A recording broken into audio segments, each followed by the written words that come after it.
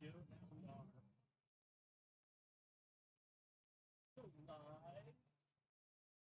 live. Haha! Success! At least I think so. If someone would monitor, jump on my Instagram and see if we're running live. My back channel is Awesome. Can you hear me okay? How's everybody here? Hey, this is Jason LeDuc with you. We are here again for another fantastic month of live from Tech Alley.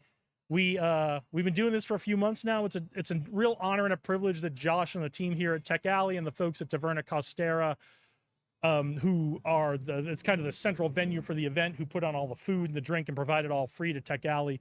It's so wonderful that they are so accommodating to us to let us bring you some side content to what we're doing here today at Tech Alley with all the talks and all the people and all the networking. So if you're in Las Vegas and you don't have anything to do today, or you're interested in tech, crypto, AI, software development, app development, drones, we have so many things. I'll go through the rundown in just a minute.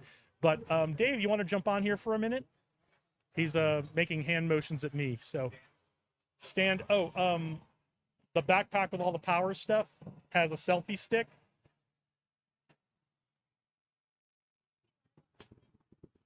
On Dave's LinkedIn, not my LinkedIn. You can only do one at a time. So we're doing Dave's, which is great. The backpack. Closer to me. Nope, not that one. On the okay.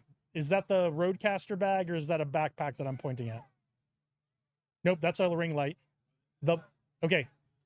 Hold the, yep. So the bag in your hand, hold it up over your head. The black bag that I'm pointing at underneath that. Yes. Is there, oh, that's yours. Okay, so there's another, I have another black bag somewhere.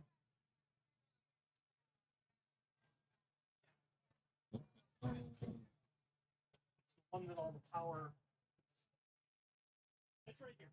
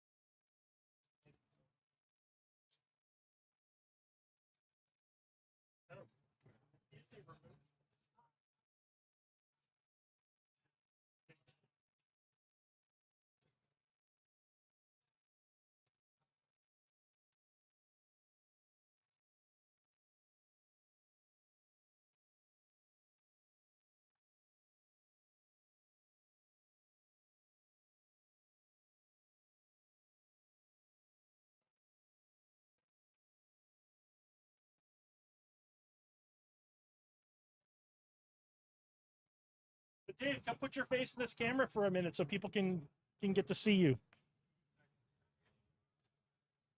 Dave is getting set up to go live remote and do some man on the street stuff for us, because we're just about starting. We're about 15 minutes into the networking portion of Tech Alley here at Taverna Costera. what is up?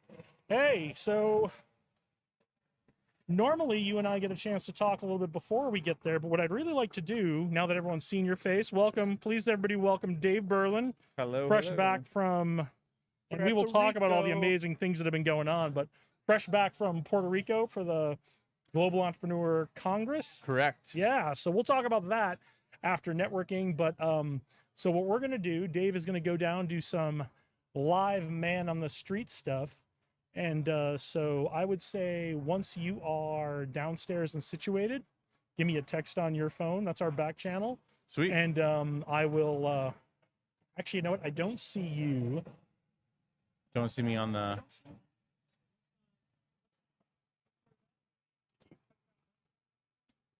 Oh, yeah, I didn't enter the studio yet. Oh, yeah. Sorry.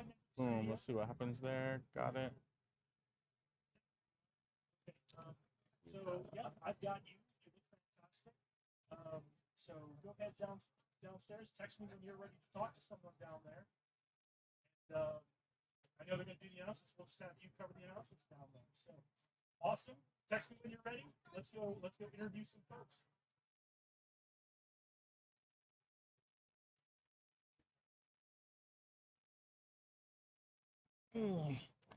So yeah, so thanks everybody for bearing with us. This is we're trying to add new features and learn as we go.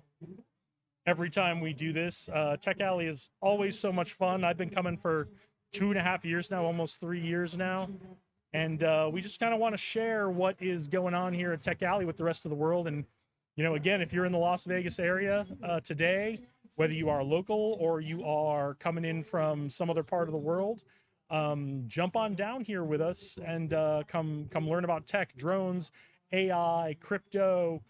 We're going to be doing some stuff with youth entrepreneurs later on today. Lee Jackson's going to be doing that. I will, while Dave is getting situated, let me see if I can find a quick rundown of the activities that are supposed to be happening today. And again, all the food and drink, coffee and water is free. Thanks to our hosts at Taverna Costera. They are amazing and they always take incredibly good care of us. Here we go. So from Josh Levitt, the organizer at Tech Alley, right now it's 10 a.m. We are in the kickoff at Taverna Costera. They're about to do announcements. We're going to have Jeff Celentano doing a Who's My Money. So if you're an entrepreneur looking to get funding for your business, whether that's a loan, equity, some other kind of funding, you don't want to miss that. Rachel Gomez Autry will be hosting Innovation Essentials. Bill Wong will be doing Agile NV. Timothy May will be doing his Las Vegas AI meetup. This is all happening at 11 a.m. this morning. And then Caleb Green, who we're going to try to talk to today before he does his session, will be sitting in the inside area of Taverna Costera, which is nice because it's supposed to be like 112 today. He'll be sitting in that inside area. He's an attorney, and he'll be talking to people, answering their questions about startups and all that kind of stuff and legal aspects. So that is what's going on for the morning sessions. And then looking to the afternoon sessions, we've got demo time. Demo time is always a favorite. People come in and demonstrate their apps or little hardware projects or the things they're working on. That is always so much fun to come to demo time. That's at 1:15 in the theater here down by Tech Alley. All right. So I'm hearing from Dave. He is ready to go. I'm going to bring him up on the stage. Bear with me just for a second. Hi guys, thank you so much. All right, Dave, hey, can you hear me? I'm with the Small Business Development Center, part of UNLV. Right. We're funded I don't know by if the Dave can hear SBA. me or not. And so my but goal I'm adding here him to the is to really stage, help and I'm the removing tech myself startup from the community stage. with all of the business fundamentals, how to take your concept and turn it into a business. So we'll be covering some of that today, but I also have guest speakers, Zero Labs, an incubator here in town that is here to support the startup tech community. So come and check us out in room 150, I think. And then after that, hello, there you go. I have a separate company called Artsy, and it's a tech platform for the arts and entertainment industry and creative industry as well. And I will be presenting during demo time and showing, doing a walkthrough of the actual product. Followed by later tonight, I hope you all stick around, but we're also having a mixer, an industry mixer tonight upstairs at the rooftop bar, starting at 6 o'clock. And we have about 100 RSVPs. We have speakers from the industry, including the SAG-AFTRA Nevada chapter president, who'll be coming, as well as other professionals in the industry, and we'll have live entertainment. So hope you guys stick around. Thank you so much. Round of applause for Rachel, you guys. That's a lot going on. I really appreciate UNLV's involvement in all of this and all the things that you're doing. These are really woo. And you know what? Somebody gave me some really fun advice today. So, I want to know, what are you guys looking for here today? What are you interested in finding, sir? Do you know what you're here for today? Just a quick yes or what you're doing. Are you trying to learn about development or tech? Development, maybe. Okay, so we got some people looking for tech and development. Sir, what about you? What are you looking here for today? Anyone that wants to do a documentary about their business. A documentary about your business. I probably should talk to this guy because I'm in a really niche group and not many people know about this. Okay, and what are you here for, sir? I'm always here. Yeah. Are you here for tech, drones, blockchain? Blockchain. All right, cool. So we got somebody that might sit in my class for a minute or two. Okay, so that's great, you guys. Thank you so much for coming. We really appreciate your curiosity in technology and development. And this is the place to get your hands on the resources. Yes, sir. Hi, I'm Tim Mayer, host of the AI Meetup in 5511. We have Matthew Renzi coming to talk. This is very special meetup. If you have an interest in anything to do with artificial general intelligence, he's about to fill you in. So, 11 o'clock, 1:55. Okay, 12 o'clock, 1:55? Yeah. Okay, I just don't have you on my list. That's funny, you're there, but you're not there. Thank you for coming up. I appreciate it. So we're gonna do some AI stuff too. He wasn't on my list, guys, but he is scheduled. So thank you for coming up sooner. I appreciate that. All right, and we also have Jackson Wright for social marketing. Can we get a round of applause for Jackson Wright? Are you here, Jackson? Jackson Social Marketing. All right. Well, he's coming today. He's going to be teaching. He'll be teaching in Suite 155 at 1:15. So if you guys are interested in social marketing, he will be here. Also, Maria Castilla. Come on over. Round of applause. Yeah, I know she's here. She's with AWS, and I have a lot of questions for her later on. Thank you so much. Thank you. Good morning, everybody. Thanks so much for giving me the opportunity to share some exciting news. Our local AWS user group is officially back. So many of you may know that since 2020, the group hasn't been active, but now we're officially kicking off this coming Tuesday at the UNLV Blackfire Innovation, 5 p.m. So come find me afterwards if you want to sign up and join us for that first kickoff session and the many, many more to come. We're happy to be part of the 400 global active groups, AWS focused. So peer-to-peer community, we share a new services, how to use them, best practices like cost optimization is one of them. So please come by and find me later. One huge thank you to Visionaries NV, our community partner. None of this would have been possible, like having a home at the Blackfire Innovation where we'd be able to teach things and connect with one another. So also come find me afterwards if you want to learn more about the initiative. Great online community for startup businesses, providing support, resources. Nevada has amazing, vast range of resources. So feel free to reach out, and I hope to see you, if not this Tuesday, any upcoming session we have. We have a meetup group, so I can help you with signing up and stay in touch. Thank you so much. Thank you, guys. Round of applause for Maria. Thank you so much. AWS and cloud serving is a big deal, you guys. James. Yes, We got sir. Jeff here now. Jeff. Okay. Hey, we got one more. Let's talk to Jeff. Jeff, come on, tell it. Jeff, are you Jeff Conta? Celoton. Cool. I called Jeff earlier, buddy. Come on over. Let's tell us what you're doing today. Always late, always late. Hey, how's it going, folks? So, yeah, I'm going to be stepping in for our good buddy Kurt Walker, who's usually here talking about who's got my money, rather who's got your money for your venture startup. So today I'm going to be focusing on, come on, man, best way to raise money is to sell some shit. So here we go. So let's, at 11 o'clock, I believe, we're going to be talking about sell shit to get some revenue for your startups. Cool? Awesome. There we go. Hey, thank you so much, Jeff. You're Glad live you're on here. Instagram. So he'll be kicking off great. one of the first rounds that we'll be talking. He'll be in the Leave it theater. up to me. And one of the biggest things that businesses, one of the largest obstacles that businesses have is the fact that they need revenue. They need money before they have revenue. How do you do that, right? This guy is going to show you how to capture that revenue or find interesting people that are willing to give you that revenue. So it's very important.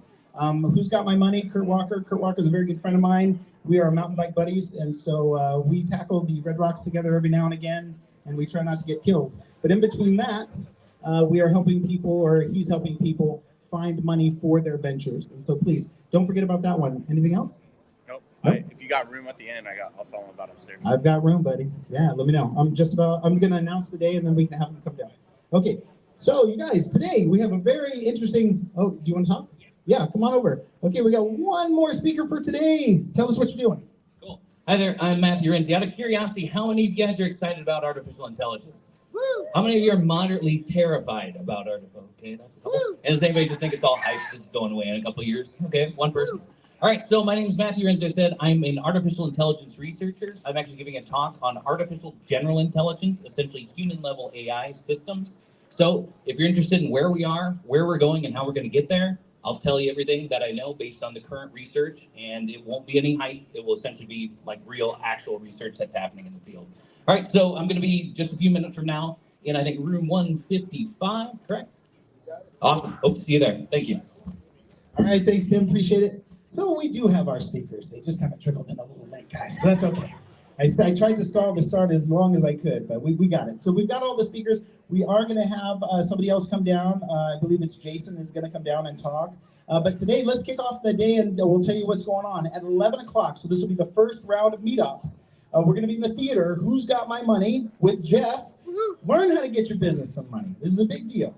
Also, Innovation Essentials, hosted by Rachel in Suite 150. Agile NV with Will Wang in Suite 145. Las Vegas AI Meetups, again, with Tim. Thank you, Tim, for knocking away the hype and showing us real AI and what it's going to do in our world. And then we have our startup attorney, Caleb Green. He will be in Traverna today. So if you guys have any questions about anything legal, we actually have an attorney that's willing to chat with you a little bit and kind of give you a heads up on what you need to do. You need to explain Agile MV. Agile MV? Agile MV, Will Wang will explain that, but that's basically coding and different techniques for development. And so if you guys are interested in protocols that you can follow to create better development or processes, that's where you're going to learn that with Will Wang with Agile MV. Also, at 12:15, we're going to be doing an awesome lunch here today. Totally delicious. We have got teriyaki chicken, white rice, chili beans, primavera pasta with chicken, charcuterie vegetables, and a mixed salad with kale, romaine, artichokes, parmesan, and cherry tomatoes with a balsamic dressing. If that doesn't make you hungry, guys, I don't think anything will. That sounds delicious. So stick around. Make sure you stick around for noon for lunch, and make sure that you partake in that. Also, the second round of meetups is going to be demo time. Josh Copeland in the theater, and then Las Vegas Drones will be in Suite 145. And then user experience and production with Valerie Canna. That is going to be a big one in 150. It really is about how you capture the attention of individuals when you're creating your businesses. So really take a look at that. Social marketing with Jackson Wright in Suite 155. And then the third round of meetups will be the Tech Alley Youth Hour with Lee Jackson in Suite 145. Vegas Programmers with Joshua Copeland in the theater.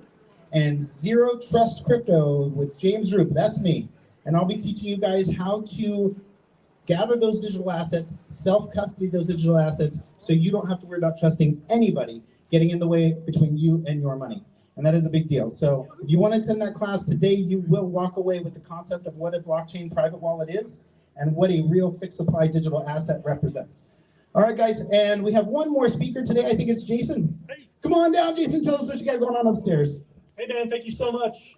Some of you have heard this before. We've been doing this the last couple months at Tech Alley. We're trying to put some tech in Tech Alley and broaden the view of the audience in the world of what's going on here in downtown Las Vegas with this amazing tech community. So we are live streaming probably all the way through lunch or maybe a little before. So if you have a startup and you want to come talk to us online on the stream about your startup to our audience, if you've got an event coming up, if you just want to come up and talk to us, I know I talked to some of the folks who are speakers today. James, I'd love if you can come up after we're done here today, come on up and talk to us about what you have going on. But we would love to hear all of your stories. We would love to share all of your stories on our live stream today. You can go find it. It's out on, if you want to check out what we're doing, it's on my Instagram business channel, Jason LeDuc Leadership Consultants. It's on my YouTube channel, Jason LeDuc Leadership Consultants. And if you know Mr. Dave Berlin, it's going out live on his LinkedIn page as well. So please come up. We'd love to meet all of you and share all of your stories with the world.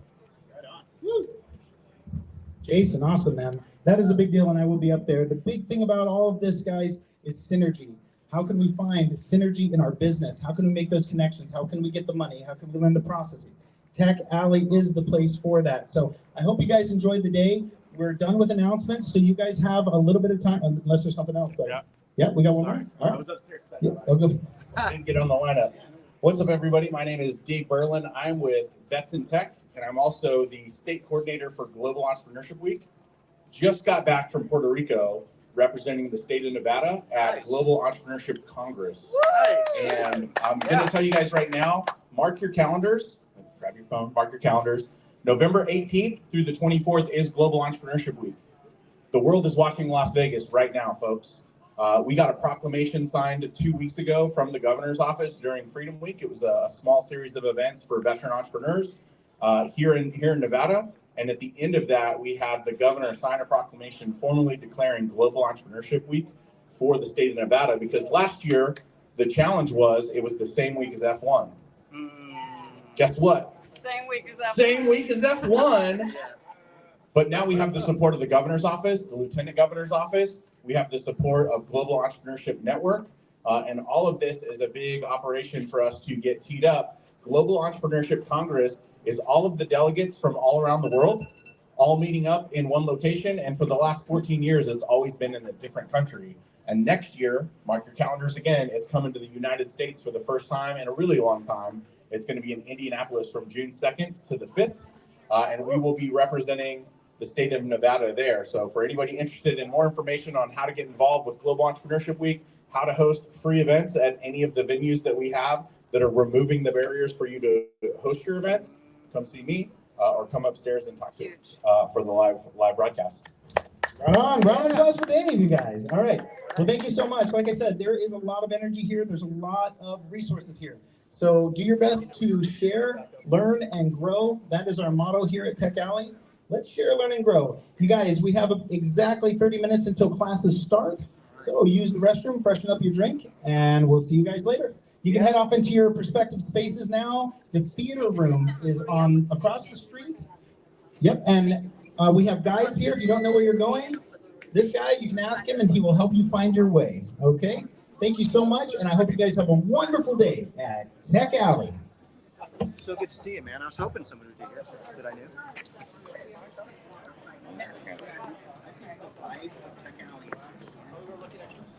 I love that setup. Right. I love the mobile setup. Where are you? Hi. Jeff, tell us about your session. So Kurt called me a few days ago and said, I'm going to be out of town. So he called me from like Rome. He said, I'm at the Vatican. Can you cover for me? I was like, sure. What do you want me to talk about? So he and I agree on sales being the best way to generate revenue for your startups. I couldn't agree more. So I'm going to talk about that. I'm going to get all Wolf of Wall Street on everybody. And, hey, sell me this pen. Come on, let's build up some money for your startup. I love that. He called 7 other people first, right? He did. So I'm usually like the last guy. You know what I mean? So that's okay. It's just I'm seeing how sharp your comedy is these days. Oh well, I had a little one of those like brain drinks before I got here. So hopefully in about 30 minutes I'll be a lot sharper. I love it. I did make some notes, so don't mind me if I have to read a little bit. But yeah, that's okay. And then is this your first Tech Alley? No, I've oh yeah, you were here a couple months ago. I've come here a lot as a participant, but this is the first time I've actually spoken. So okay. They don't even let me speak here. Dude, and then they put me on the cover like that Tech Alley thing's like, no pressure. Like, okay. So yeah. We still your credit card transaction should process that by the end of the day. Never let them see you sweat, right. folks. Never let them see you sweat. I hope I see you in there. I don't know. Maybe give me like a vote of confidence or something. I love that. Okay, beautiful. Awesome. I might call you up and say, hey, help me out. I got you. I got you. Let me go set up. So good to see you. Yep, theater. Absolutely. Great. Beautiful. Here, follow me. Good to meet you. I'm Jeff. I'm sure you remember we spoke last time. Hello. I'm sure you. Hold on 1 second. I can research it.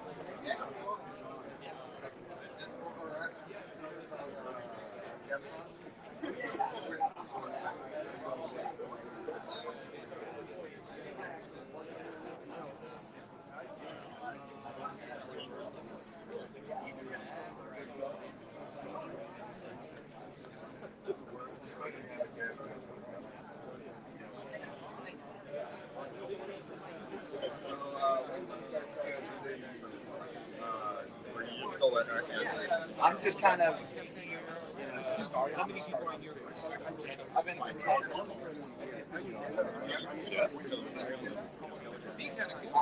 just want to know how long we'll get together.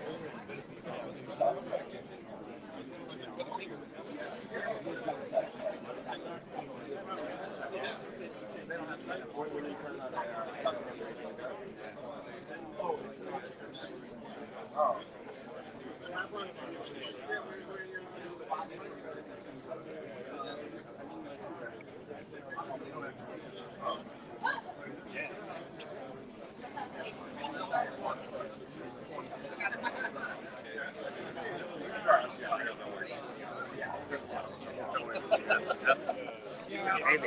Yeah, documentaries are a lot of work.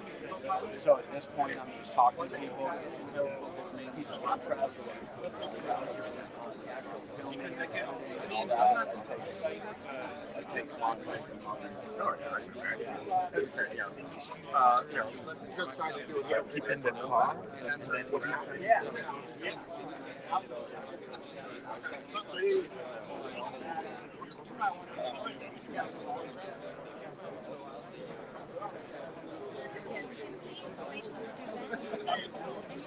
nobody noticed. Wait a second, let's see.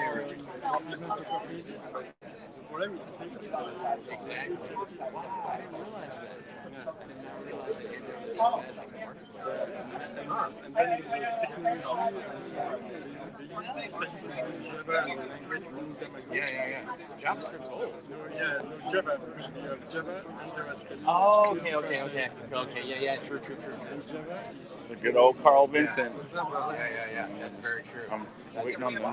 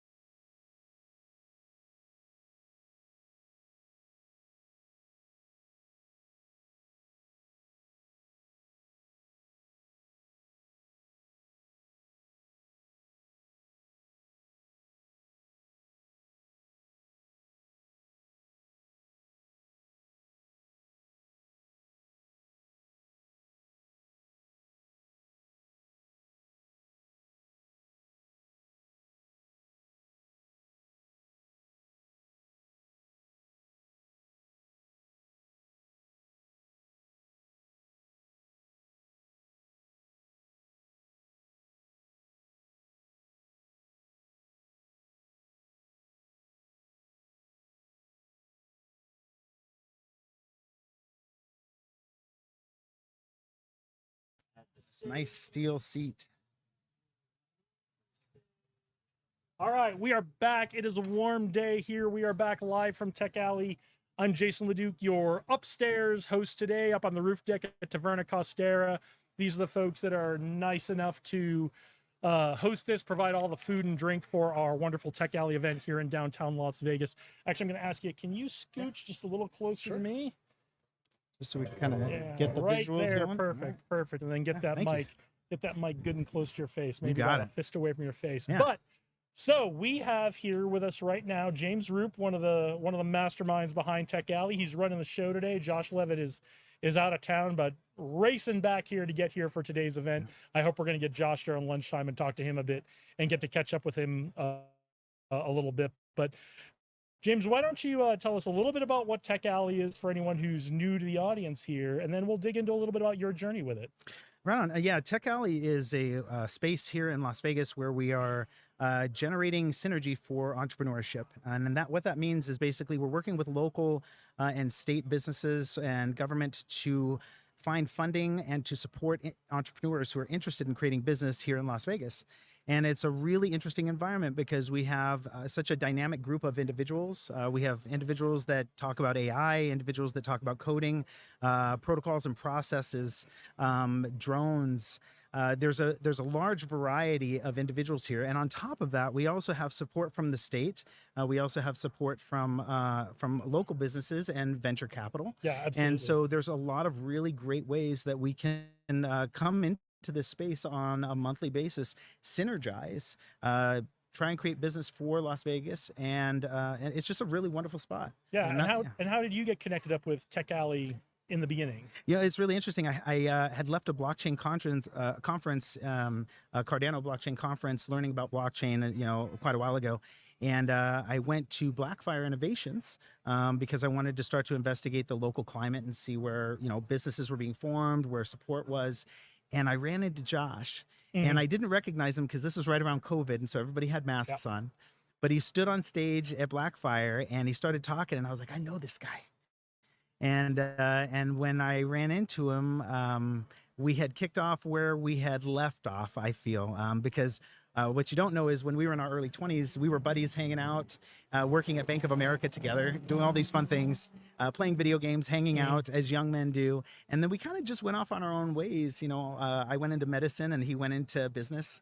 And then I find myself retiring from medicine, moving into business. And that's how I kind of ran back into him. And it's been just fireworks ever since. We've been running with Tech Alley, and we've been, you know, writing legislation, trying to improve business and the acceptance of entrepreneurial business in Las Vegas. And we're just having a great time. And Tech Alley is the manifestation of that. Yeah, and it's one of the amazing things about Tech Alley, because Tech Alley started out very like, who just wants to talk? Who just wants to talk about something?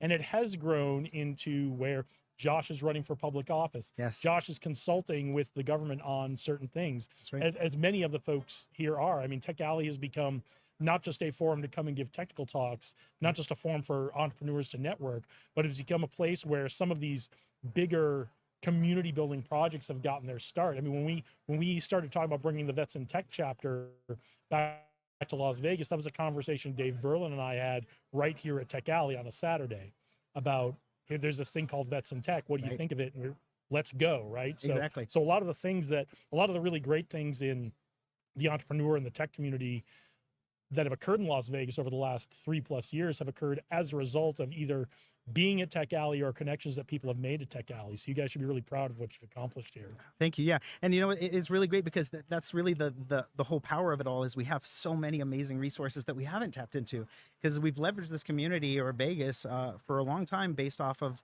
the industry. And now we're migrating from the large casino industry and we're working on entrepreneurship. And so you're right. Wonderful things are already starting to come out, because we've never really played with these tools that have just simply been available. And so now we're starting to do that. And so we anticipate that Tech Alley and business and entrepreneurship are going to spark and grow quite well. Yeah, time. And you've given a talk almost as long as I've been coming to Tech Alley. You've been giving a talk on cryptos. So tell us a little bit about your talk that you're going to be giving today. Today was I've been researching in blockchain technology for about 9 years now. And so through my discoveries of value, money, what money is, I've discovered that there's actually a way that you can evaluate blockchain, its technology, and capture it privately. And I think that's where the power is in blockchain. It's our ability to take value and self-custody that value. And if we're really smart, we can take that value and we can actually utilitize it and design in passive incomes or interest returns and grow our wealth. The most important part of that is our ability to be able to pass that to our family without any government or any type of taxes from governing bodies. And so blockchain is really interesting. So I've been learning about it for about 9 years now. I run Layer 1 blockchain servers. That's how I make my living now. And what I do is I spend my time teaching people, and that's what I'll be doing today. I'll be teaching individuals how to identify fixed supply asset classes, why they're valuable, and how to get some and store it privately so nobody can ever take it. And what time is your talk today? My talk is at 2:15 in suite 255. Okay. Yeah. So if you are in Las Vegas and this sounds really exciting to you, and for some of you, this may be the first time you're hearing about blockchain in a year and a half, right? AI has really swallowed up a lot of the oxygen in the tech community, but I can vouch for the fact that for the last year and a half, we here at Tech Alley have not given up on talking about blockchain, working on blockchain, doing cool blockchain projects. That's all still been going on. James has been a driving force behind that. And there are still blockchain going on in the valley here. So if you were wondering whatever happened to that blockchain thing, it's alive and well. James is going to be talking about it today. Come on down to Tech Alley. We're downtown at the corner of Main and Charleston, centered around Taverna Costera. Again, there are wonderful sponsors who make all of the food and drink and the space here where we do our networking, the space here where we do our live streaming possible. But yeah, we're still talking a lot about blockchain. Never stop. And we're never going to stop talking about blockchain here at Tech Alley. So if that's something that's interesting to you, and if not just the technical aspects, but the how to take care of yourself aspects and your family aspects are interesting to you, come on down to Tech Alley James's talk is at 2:15. Lunch will start about noon, and lunch is free for everyone. So come on down and have a great lunch with us. I think we're having teriyaki chicken and some rice and some beans and it's gonna be delicious. A big salad, nice salad. It's always good. Always good. Yeah. So how did you get started in blockchain 9 years ago? I mean, that's when the world kind of first started hearing about blockchain. It was a very niche tech thing. Yeah. If you were involved in the hacker world, if you were really deep into tech, you knew about it. Very niche. But it was very niche until about 10 years ago. And you seemed like you were actually not even 10 years ago, 5 years ago. And you seems like you were ahead of that wave. So what got you interested in that? Yeah, I gotta tell you, it was the best way to describe my entry into blockchain was kicking and screaming. To be very honest, my brother was about a software developer for about 30 years here in Vegas, working with casinos, doing large projects with them, and it had hit his desk. He was at Agilysys at the time and surrounded by a group of developers, and it hit some developer's desk, and then it hit his desk, and then everybody in the group started talking about it. And these guys very quickly understood the properties that it had and how it could be leveraged and valued. And so my brother called me one day out of the blue, and he said, "Hey, give me $200. I want to buy you 2,000 of these things called Bitcoin. They're, a couple $100 will get you a few thousand right now." And so, of course, I laughed and I said, digital money, give me a break. This isn't it. We've been down this road before, We've been down right? this, yeah. A lot of people have. And so after that, he's like, okay, I respect that. But he did buy his Bitcoins. And then about 5 years later, after the next cycle, he didn't have to work anymore. And he realized something big was happening, and he started doing more research, and he showed up at my door one day and he said, "Look, I really have to teach you this technology. Something big is going to happen, and I want you to be a part of it." And so I trust my brother. I love my brother. He's a great man. Hey, bro, if you're out there, I love you, Dave. But he sat with me and whiteboarded blockchain technology, asymmetric hash encryption, how the code works, the odds, how to try and break it. And then he said, and this network transfers value. And so after about 5-10 days, I had this epiphany of, oh my goodness, we could actually store value on this and globally move it. And that would usurp our entire system, which is clunky, slow, and as far as we know, not transparent. We can't say it's dishonest or honest, but we do know it's not transparent. And so with blockchain, it gives you that ability to store value. It's transparent. You can see it. Nobody can devalue your assets. And so that's quite powerful when you're trying to compete against a government market that is working in a way where they're devaluing money, or they're devaluing their representative of money. To hedge against that, you can actually go into something called harder money, which is gold, silver. And now we're looking at this new asset that's competing for value called Bitcoin or blockchain. It represents, Bitcoin is a use case on blockchain technology. And the reason why Bitcoin is a use case that's a good use case is because it has properties like fixed asset. It's globally acceptable. You can lock it down privately. So I learned all of these things from my brother about 9 years ago. And believe it or not, even after I learned about it immediately, I sat there and I didn't do anything. I probably sat there for a few years just watching, trying to really soak it in and figure it out. And once I figured it out, then I cashed out my 401k. I aggressively realized, wait a minute, I've been in this 401k for X amount of years and it only has X. This won't get me to my goal. And I started looking at things from a different perspective, saying, will this get me to my goal? And when you start to look at the current environment and the infrastructure that we're in, and you have a goal and you try and pace it out, the American dollar, you have to make at least 15-20% on the American dollar just to make 6 or 7% because of inflation. And if you're not making that, you're actually falling behind. Whereas Bitcoin is growing at approximately 200% per year ever since it dropped. And so what that tells me is we have a current supply of value that's losing its infrastructure, and we have a new infrastructure that's coming up where value is increasing. And so I felt that it was important to start to come out and teach this after I had been researching it for so long. And so that got me into, learning about money, learning about value, how value works, how money works, how our money works. And it's a big, long road. It takes about 150 hours to absorb this. And so I designed a program that in about 3 or 4 days, you can actually get a strong concept of how and what is going on. And you're able to engage with blockchain technology, capture some of it, and hold it yourself. That's fantastic. And I think that's where the future's headed. That's awesome. Yeah, really exciting. Well, we're all excited for your talk later today, Thanks, 2:15 down here at Tech Alley. Find Suite 255, you said, so Yep. which is probably means nothing to you if you're watching at home, but if you come down here, we'll point you in the right direction to get to James's talk. Before we let you go, what else are you excited about happening here at Tech Alley today? You know, I'm excited to see it grow. I'm excited to see all the new support and development that we're starting to see here. I've always felt that we should have a kind of a broadcast. This is knowledge that a lot of people need, and you are having you guys do this, I think, is an amazing punch to our system. It's going to expand it much greater than just this area. Yeah, and what I like about it is it lets us tell your story a little bit more detail than you Yeah. get to tell in your talk, or we Absolutely. get in the networking of the announcements. So Absolutely. so Yeah. when we get to record all of this and use it however we see fit later on. So. Yeah, and it's an archive forever. So if you're asking me what's the best thing that's happened to Tech Alley, I say it's this. Oh, well, that's Thanks, flattering. man. I appreciate that. I appreciate that. All right. Well, we're going to let you go. I know you've got stuff to manage this morning. You got to go All right. get ready for your talk. But thanks for Hey, joining us Jason. today. Appreciate Thanks it, for letting brother. us be here with you today. And we will see you later on today. All right. Thanks man. again. Appreciate it. Bye. All right. How do we do? You guys gonna use my likeness and create an AI? I mean, we kind of already did, but Appearance release? yeah. Standard. You got it, guys. Thank you.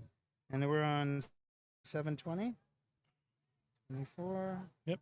And then company, Cardano Mint. This is who we have next. All right. Same. Super dupe AI. All right. What does this say? IFA? IFA Roche? And 1G. Okay. IG with. Okay. Oh. No, use Instagram. Okay. LinkedIn? I have a LinkedIn. Okay. It's Is my this name. is It's this her James Rick. company? Is she the founder? Yeah, she's she for that one. Okay. All right. You're all Cool. Gonna set. do it. Thank you so much. Cool, cool. Appreciate that. Yeah. All right. All right, guys. All right. Well, in just a second, we have a young lady. It's her first time coming on Tech Alley. I believe I'm saying her name right. I believe it's Aoife. She's nodding at me. That makes me so happy. So yes, please get lots of behind the scenes shots. So Aoife, welcome to Live from Tech Alley. Thank you so much. I really appreciate it. I'm I'm Jason. excited to be here. Thank you. Nice So to let's meet you, move this a Jason. little closer to you. You're sitting just fine. Let's just move the mic a little Okay. closer to you. Go ahead and talk into that for me. Is that a bit better? Perfect. Looks great. Good. Looks great. Sounds great. So Aoife Roche. Yeah. And this is your first time at Tech Alley. It is. So what brings you out here to Tech Alley today? So I've just recently relocated to Vegas. So I've taken on another AI project. So I run a marketing agency. I have my own AI company, and I've taken on another big AI project here. And I met Jackson, and Jackson Okay. said, you have to come to Tech Alley. He's like, this is going to be right up your street. So I'm here to look to build my network here in Vegas because I've just moved from Los Angeles. Yeah, So- I saw the 310 area Yeah. code on your cell phone Yeah. number on the release and Yeah. said she must be an Angelino. So Yeah. so you are in marketing, you have one AI company back in Los Angeles, you are involved in another AI project here. Yeah. Where do you want to start? What do you want to start with? I to- don't know if you said to- it's about so we would can like help to try- build your network online. Where do you want to start? Do you want to start with the marketing, the AI? Yeah, okay, let's talk about AI, right? Because we're talking about tech and Mhm. what's super exciting in the AI space right now.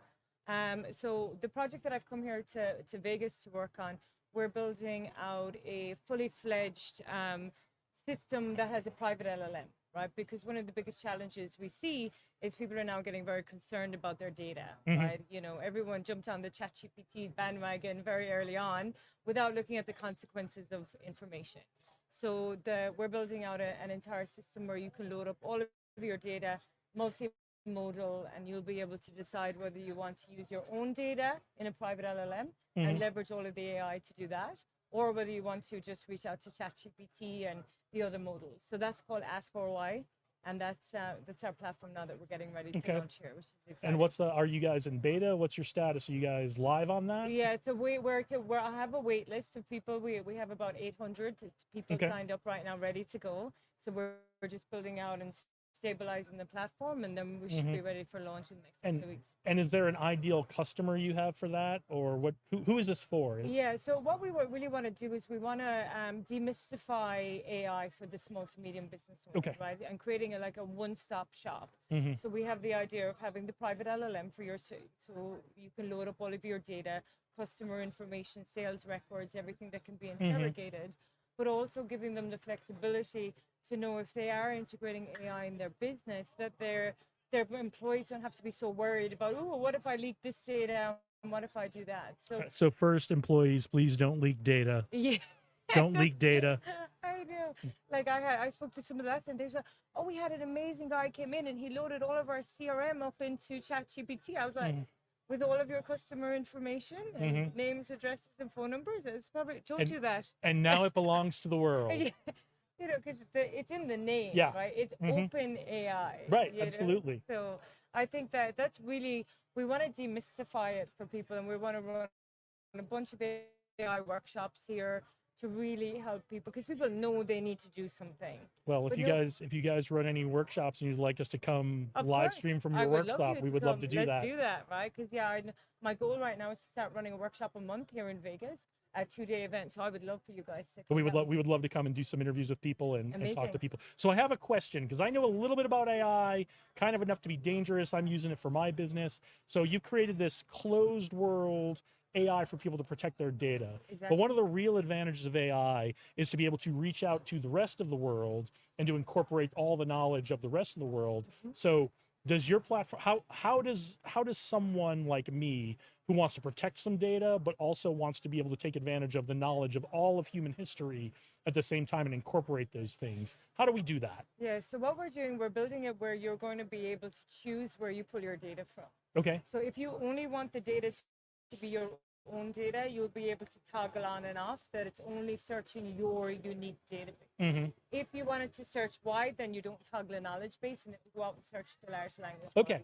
Okay. So and then we're going to have like all of the LLMs. So like from ChatGPT to Claude to Perplexity to all of these are all going to be loaded in. So you don't have to have a million subscriptions, because that's the next problem people have. They're like, oh, which model do I actually work on? So we have them all integrated into the platform, and it'll make the decision for you which model it thinks is going to give you the best response. That's fantastic. I really love that. I love that it's looking out for you.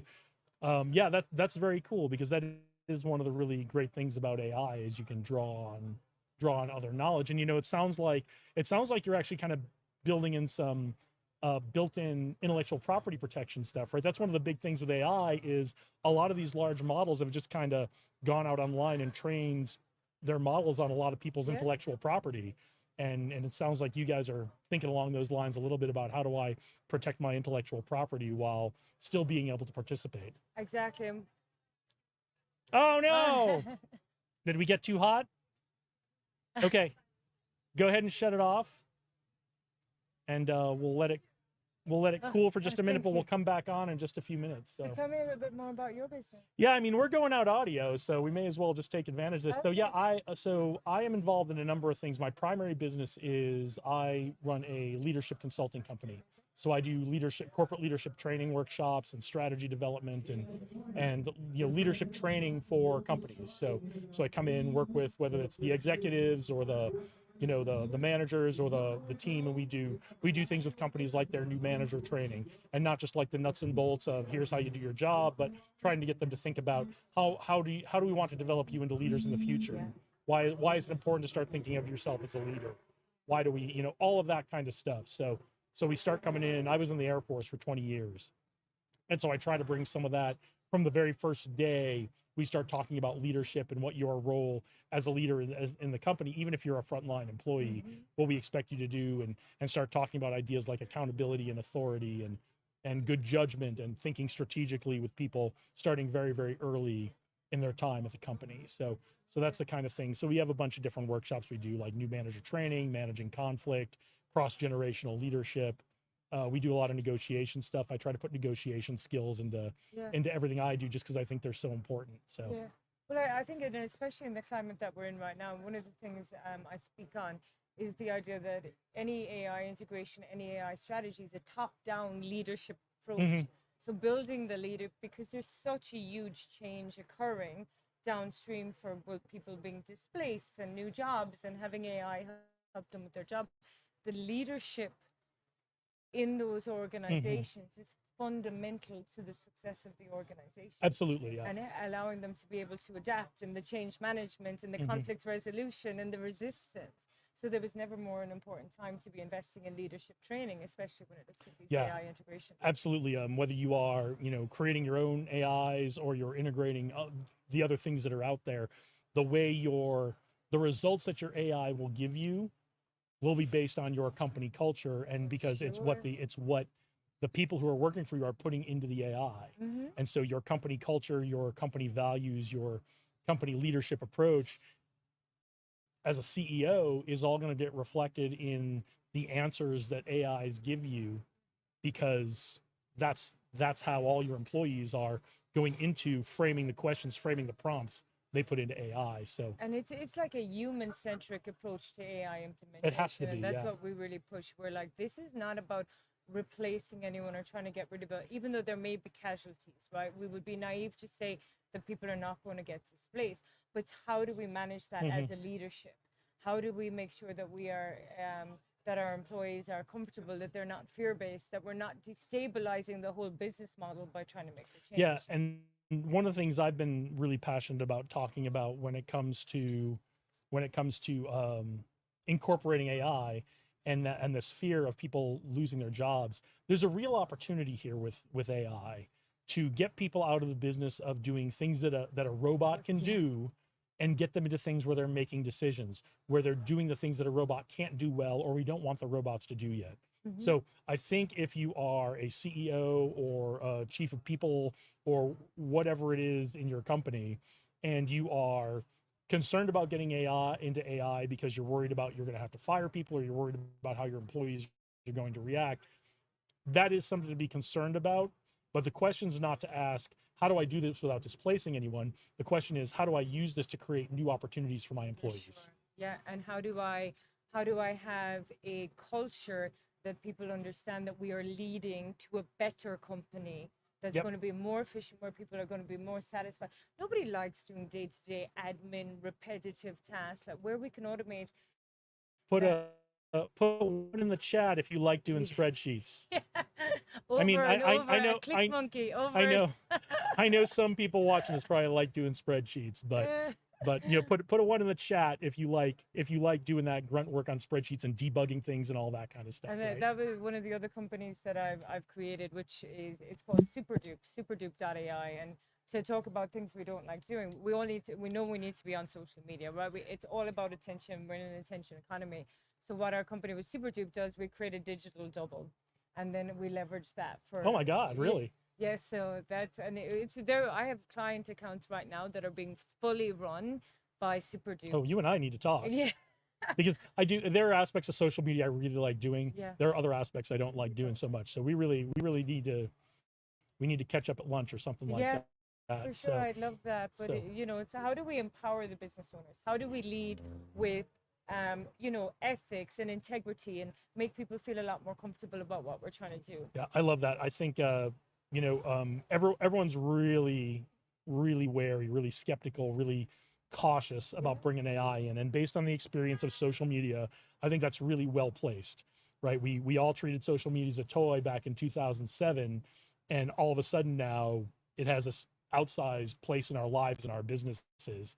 And I think we have the opportunity with AI to have this discussion now, where we can lead with ethics and values and lead from a human-centric perspective when it comes to AI, instead of having to kind of take what's come, what we get from it. So, because social media now has, what used to be discretionary is now mandatory. Like I say to people, your social media presence is a natural extension of your business, the same way your accounting department is, the same way your inventory department is. And when people start to look at it, okay, this is my channel that I'm going to be able to get and retain customers. And the more that they can see it like that, this is not us just posting on Facebook to get a couple of likes. This is, how do we get our brand in front of as many people as possible? Because the more eyes you have on your brand, the more that we can, and right now it's crowded, right? And it's like, how do we leverage AI to get maximum visibility? And I know Jax is going to talk about this today, which I'm excited about. How do we leverage AI to get maximum visibility to get so that we can stay ahead? And then how do we automate and delegate things so that the business owners are actually, you know, we all have this concept of entrepreneurship that we're going to get more freedom, right? I think we need to put together a workshop together. Yeah, I got you. Let's do it. I think we need to do that.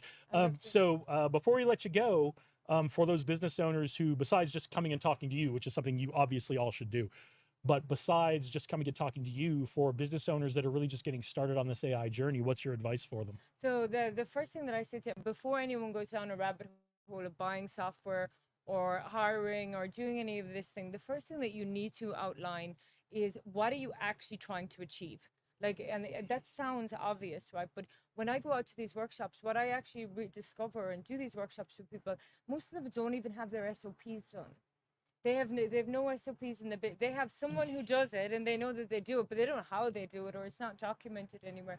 If you are planning any sort of AI integration, whatever it is, the SOPs are going to be fundamental. So the business owner that's looking at today going, what do I need to do to get started? I don't have a big budget.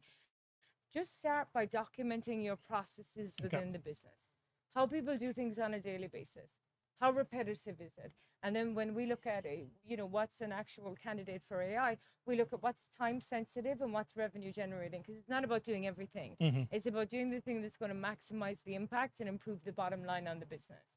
So find out what your team are doing, find out what's taking up the most amount of time, find out what's generating the most amount of revenue, and then let's create a strategy around those ones, and that's the best place to start. Awesome. So figure out your procedures and your processes, understand your measurements and how you're measuring them, and and then start looking at how you're going to implement AI. And don't get too scared, because you have fabulous leadership people, AI people. We'll help you. There's support, exactly. The support is there. All right. What else besides Jackson's talk, which I know is going to be amazing? He sat down with Dave on this stream last month. But what else are you excited about seeing at Tech Alley today? Well, you know what? I love the idea of building, and I said this on I did a little story before I came here. The idea that putting like a bunch of founders and tech people together, right, and creating that network and community. Because often as founders, right, it can be a bit of a lonely road, especially when you're paving out new paths. So I'm super excited just to be able to be part of the community here. Everyone has been super friendly, super engaging, super welcoming, and just get to know what people are working on, what don't I know, so that we can really learn and leverage. So I'm very excited to become part of this community. Like I say, I've just come to Vegas, so this is all new to me. But I'm very excited to be Well, welcome. You can see we have a beautiful city skyline behind us. So, so welcome to Vegas, and thanks for joining us today. I really appreciate it. And I look forward to talking more. Yeah, let's exchange some information off camera here, and we'll get our next guest on here. So. Perfect. Okay, thanks so thanks, much. Aoife. All right, thank you. Appreciate it.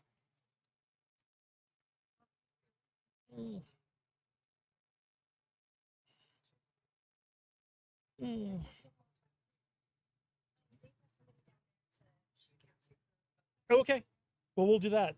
Let me kick it down to Dave. I guess Dave Berlin has someone that he's ready to talk to down there. So we are going to kick it down to Dave. Okay, 4130, kicking down to you.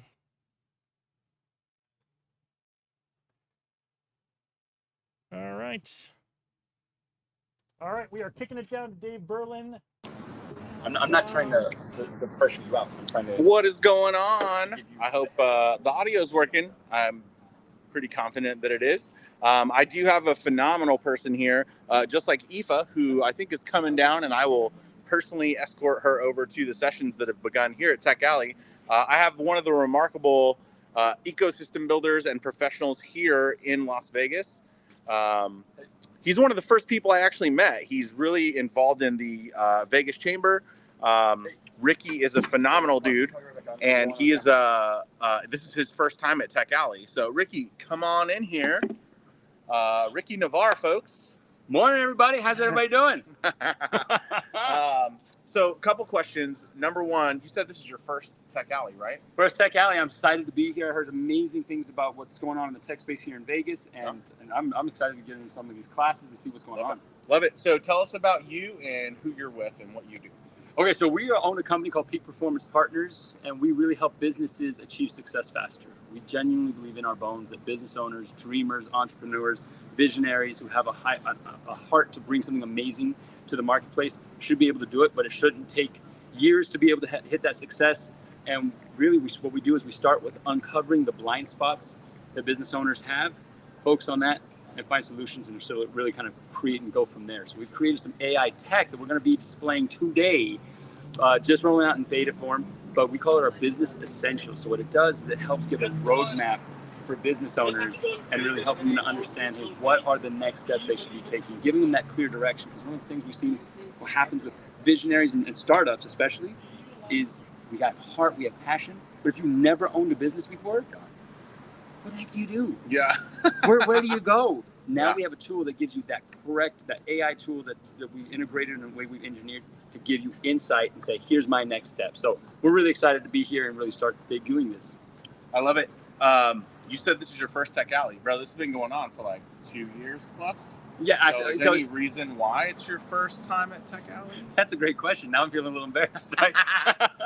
The reason is, fortunately, we have an amazing team, and my partner / co-founder, Kevin, comes like every month. So Kevin Hernandez is actually out here. He's been representing us and telling us how amazing things are. And so we divide and conquer our efforts. So we've not been sleeping on Tech Alley. We've actually heard amazing things about it. This is my first time because he was like, hey, you got to show up. That's why I'm here. I love that. I love that. And then, so you're excited about presenting. What do you see, because you've been here for a while, what do you see as the biggest challenge here in Las Vegas amongst the entrepreneurial community, and what's the biggest opportunity? Ooh, I would say one of the biggest challenges is just not knowing what we don't know, and sometimes feeling like I have to have all the answers, right? And so as business coaches, we come into a space is like, dude, you don't have to be the smartest person in the room, right? And so some of the biggest challenges is trying to do it by yourself. Some of the greatest opportunity, though, is this business community is so business friendly.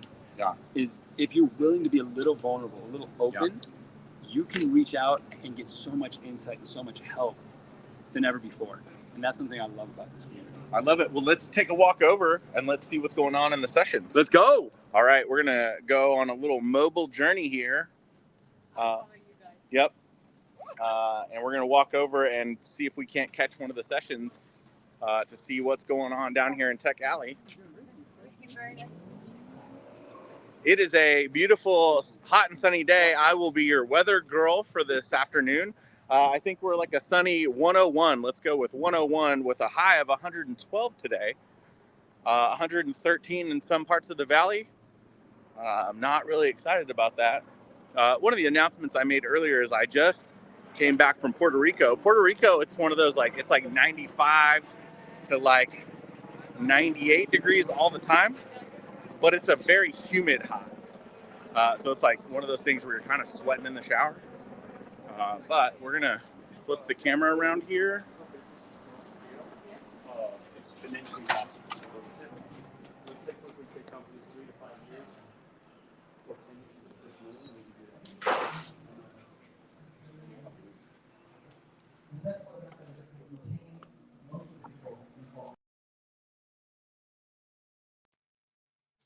We're accepting a challenge that not many people would be willing to accept, is to try to live stream outdoors on a 112-degree day in Las Vegas. So yeah, make let me everything just, else easier. Let me just let Dave know we lost him.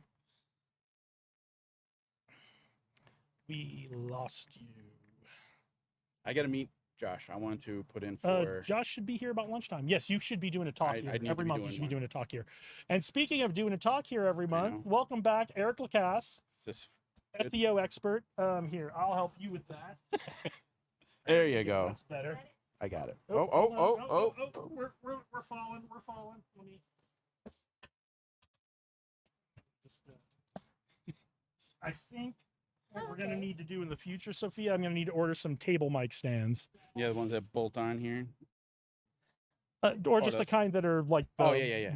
Just I mean, yeah, we could clip them on, but that might be to add to the equipment queue is just some tabletop mic stands. You got yourself a nice little setup here. It's probably. We have accumulated quite a bit of stuff, and we are in a nice position where we have offered to some folks to do some stuff from their events, and they've really enjoyed it, and they keep inviting us back. And we have had some other folks approach us about, like we were just talking here about, hey, we'd love to have you come do something like this from IFA's event. So so we're building a nice little team of nice little broadcast team here, and we're building a nice little setup, and we're gonna lean in pretty heavily trying to tell the story of the veteran tech and entrepreneur community here in Las Vegas. So we're gonna lean in pretty heavily. I haven't talked to Sophia about that, but that's something we're gonna talk about, is leaning in pretty heavily to telling stories. What do you think of the Leatherneck? I love I've been to the Leatherneck many times. So I shouldn't say many times. I've been to the Leatherneck several times over the last probably year and a half. Okay. Because maybe about a year and a half ago, Dave and I were getting together about something, and he was like, "Can you come down to Leatherneck?" For those of you who are watching who don't know what I'm talking about, the Leatherneck Club is Leatherneck Club of Las Vegas is the Marine Corps themed, Marine Corps owned, Marine Corps retired Marine operated bar here in Las Vegas. Really wonderful place, open to all. You don't need to just be a Marine. You don't need to just be a veteran. Open to all. And so Dave asked me to come down and have have a beer meeting with him one day. Went down, loved the vibe, really cool. Typical, if you're military, you understand the idea of a squadron bar or a unit bar. It's very much that vibe. Memorabilia, regalia on the wall, not just stuff, to hang crazy crap on the walls. It's all got meaning. If you are a Marine, it's certainly got meaning to you. If you know the historical events, it'll have meanings for you. If you're a family member of a Marine or a service member, it will all have meaning to you. So lovely little place. I didn't know. Have you been there many times before? Yeah, I actually joined the detachment for a year, the Marine Corps League. It's on the list of visited places for a Marine in Las Vegas. It actually made the commandant list, right? Something like that. It's a great place. I do enjoy going there. They're always improving. They were always looking to get more younger veterans, Afghanistan and Iraqi veterans, and they do a good job. They have a lot that they do there. Biker clubs, they do very, very well. They do a good job. Honestly, good drinks, reasonably priced, great food. And I've noticed there that the crowd is quite young for a place like that. Like you and I have all been to an American Legion bar or a VFW or that, and it's God bless them, the World War II guys are hanging on, and I want them to hang on as long as possible. But that's who you usually encounter. And now the Vietnams, the Vietnam guys, they went so many years without having a place because they didn't want to talk about it. And rightly so with the way they were treated. But they came into the fold, but it really appeared to me the last several times I've been in the Leatherneck Club, it's folks our age, the OIF, OEF generation. And they are in there. The camaraderie is great. If you are in Las Vegas and you are looking for a unique place to have a cocktail and you'd like to meet some veterans of all stripes, not just Marines, it's true. Go in and have a drink at the Leatherneck Club of Las Vegas, I believe it is. So great. And we've done a couple of events out there. We did prior to Freedom Week, we did kind of a whole get to know what's coming up with Freedom Week, where we got up on the stage there and did one of these kinds of things. That was a little more than a month ago. I think we did that one. And then we were just up there during Freedom Week. We were catching personal interviews of people who were attending Freedom Week and just kind of going through, sitting them down in front of a camera and asking them all kinds of questions. What are you excited about Freedom Week? What brought you here today? What do tell us what you're about. So we collected a lot of great conversations with people as part of that. So great. Leatherneck Club, great environment. I absolutely love it. So what's your SEO question today? What's my SEO question today? I didn't come prepared with one. I didn't come prepared with one. But I do know what you are. One of the things you're passionate about is AI, and we just had Aoife on, and she was talking about the pieces, and we may have talked about this a little bit last month when you were there, but let's talk a little about AI with SEO. Sure. What AI can do for you, what you still really need to keep a human brain engaged on. I think that's my question for the day is, how do you do SEO success? Because last time we talked a lot about the why and the benefits and that kind of stuff. since we're on a little bit of an AI theme this morning, yeah. So where do you need to keep your human brain engaged on SEO, and where can you let the robots do the grunt work for you? So let's talk about what the AI can do in itself. AI is very good at making posting hashtags, generalized keyword ideas. Excellent at that. Descriptions for a YouTube channel or specific post. It's excellent at doing the kind of the manual stuff on a massive scale. Okay. Right. So if you have 25 posts that you have to post for, and you have different, you actually may have it make a post off the image as well. We're at the point now where you can just submit the image and say, make me a post on Instagram for this. Give me 25 keywords that are for this demographic, and go. I had 4O create me a graphic for my speech I was giving up in Canada a couple weeks ago, and it took a couple tries, but and you pick your battles with AI. But yeah, it's getting really good at. It's getting very really good at taking a concept in a human brain and turning it into an image. Right. Where AI seriously lacks is in actually understanding an ideation of something, right? So if you wanted to say, make me a business name that sells cat food, right? Give me a complete list. It's not going to. The first one it's going to give you is Chewy.com. And you're going to look at this and say, this is a pile of crap. And you're going to go, okay, good job. Very literal. Yep. Well done. But we both not know what I was that, looking right? for. Yeah. See, that's where it fails, right? It just doesn't understand out of the box yet. Okay. It doesn't understand real deep creativity. It just gives you what other people have been looking for and saying, maybe this might work for the user by putting this on the list, right? Now, if you have a name for a cat food and you want to have a color scheme designed that is indicative to a demographic of people that want that cat food,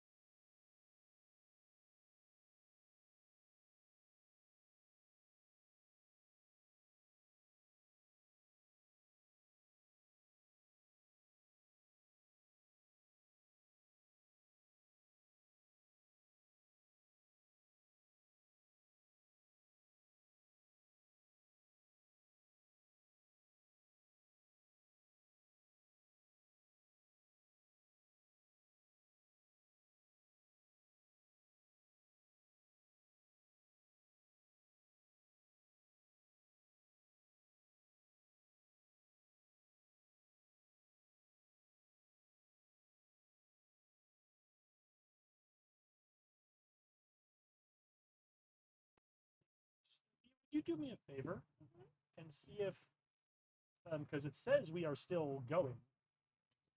Yeah, just check on, if you would check on Instagram and YouTube and see if we're, if we have new content coming through, if it's frozen, I need to end this stream and start another one. Because I'm happy to do either, but if we're going, I'm not going to get upset about it.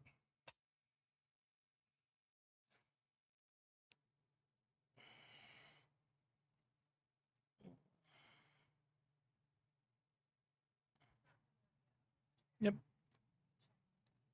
Yeah, check the YouTube. If we lost the Instagram, that's okay. On YouTube? All right. Sometimes they said Instagram might die after an hour anyway. So on Instagram or just on YouTube? All right. Okay. All right. All right. We're back. We're back. Welcome back. Thank you. If you've been hanging out waiting for us to come back. I don't remember where we were before we left. We were talking about AI. We were talking about AI, and we were talking about I don't know if we got to the puzzle piece thing yet, or if that's while we were waiting for our internet to come back. Whatever it was, but you just talked about, and this goes more into SEO. You just talked about a very interesting statistic. Yep. Let's talk about what that is, and then let's talk about how people can use SEO to not be one of these. So I'm gonna try to remember it. I know we just talked about it. I know it starts with a 9. 9%. We'll just say 9% overall. Let's say we'll round 10. it. 10%. Let's say 10%. I believe it's 10% of all websites on the internet they get more than 10 views a month. They get more than 10 views a month. Right. Like it's ridiculous. It's a ridiculous number. So that means that 90% of the websites on the internet, and granted, there's a lot of leftover websites from the 90s that are still out there, but that 90% of these websites get less than 10 views a month. That sounds right. Yep. Right. So I don't know where your website is. Are you in the 10% or the 90%? But how do we be a website that gets more than 10 views a month? Okay. So this is kind of a core element of SEO and a specific discipline of SEO called on-page. On-page SEO is the strategy in which you build to keep a visitor on your page, right? There's a formula, and this formula is always changing, right? So to keep people on, you have to be able to sell the solution to the problem that your business is designed for, right? So you have to be able to say, this is what we do. Do you want to get started? Right off the bat. Mm-hmm. A call to action, because 100% of the visits to your website are going to be at the very top of your homepage below the header, right? So the section of menus, that section that fits on the screen or on the desktop, that is where something needs to be there to convert right away, right? After that, now we started getting into the philosophy of it, right? What is it that they're still going to scroll down for? And what do we need to say? Most of the time, it's social proofing underneath that. So who you are as a business owner, who you know, what you have done.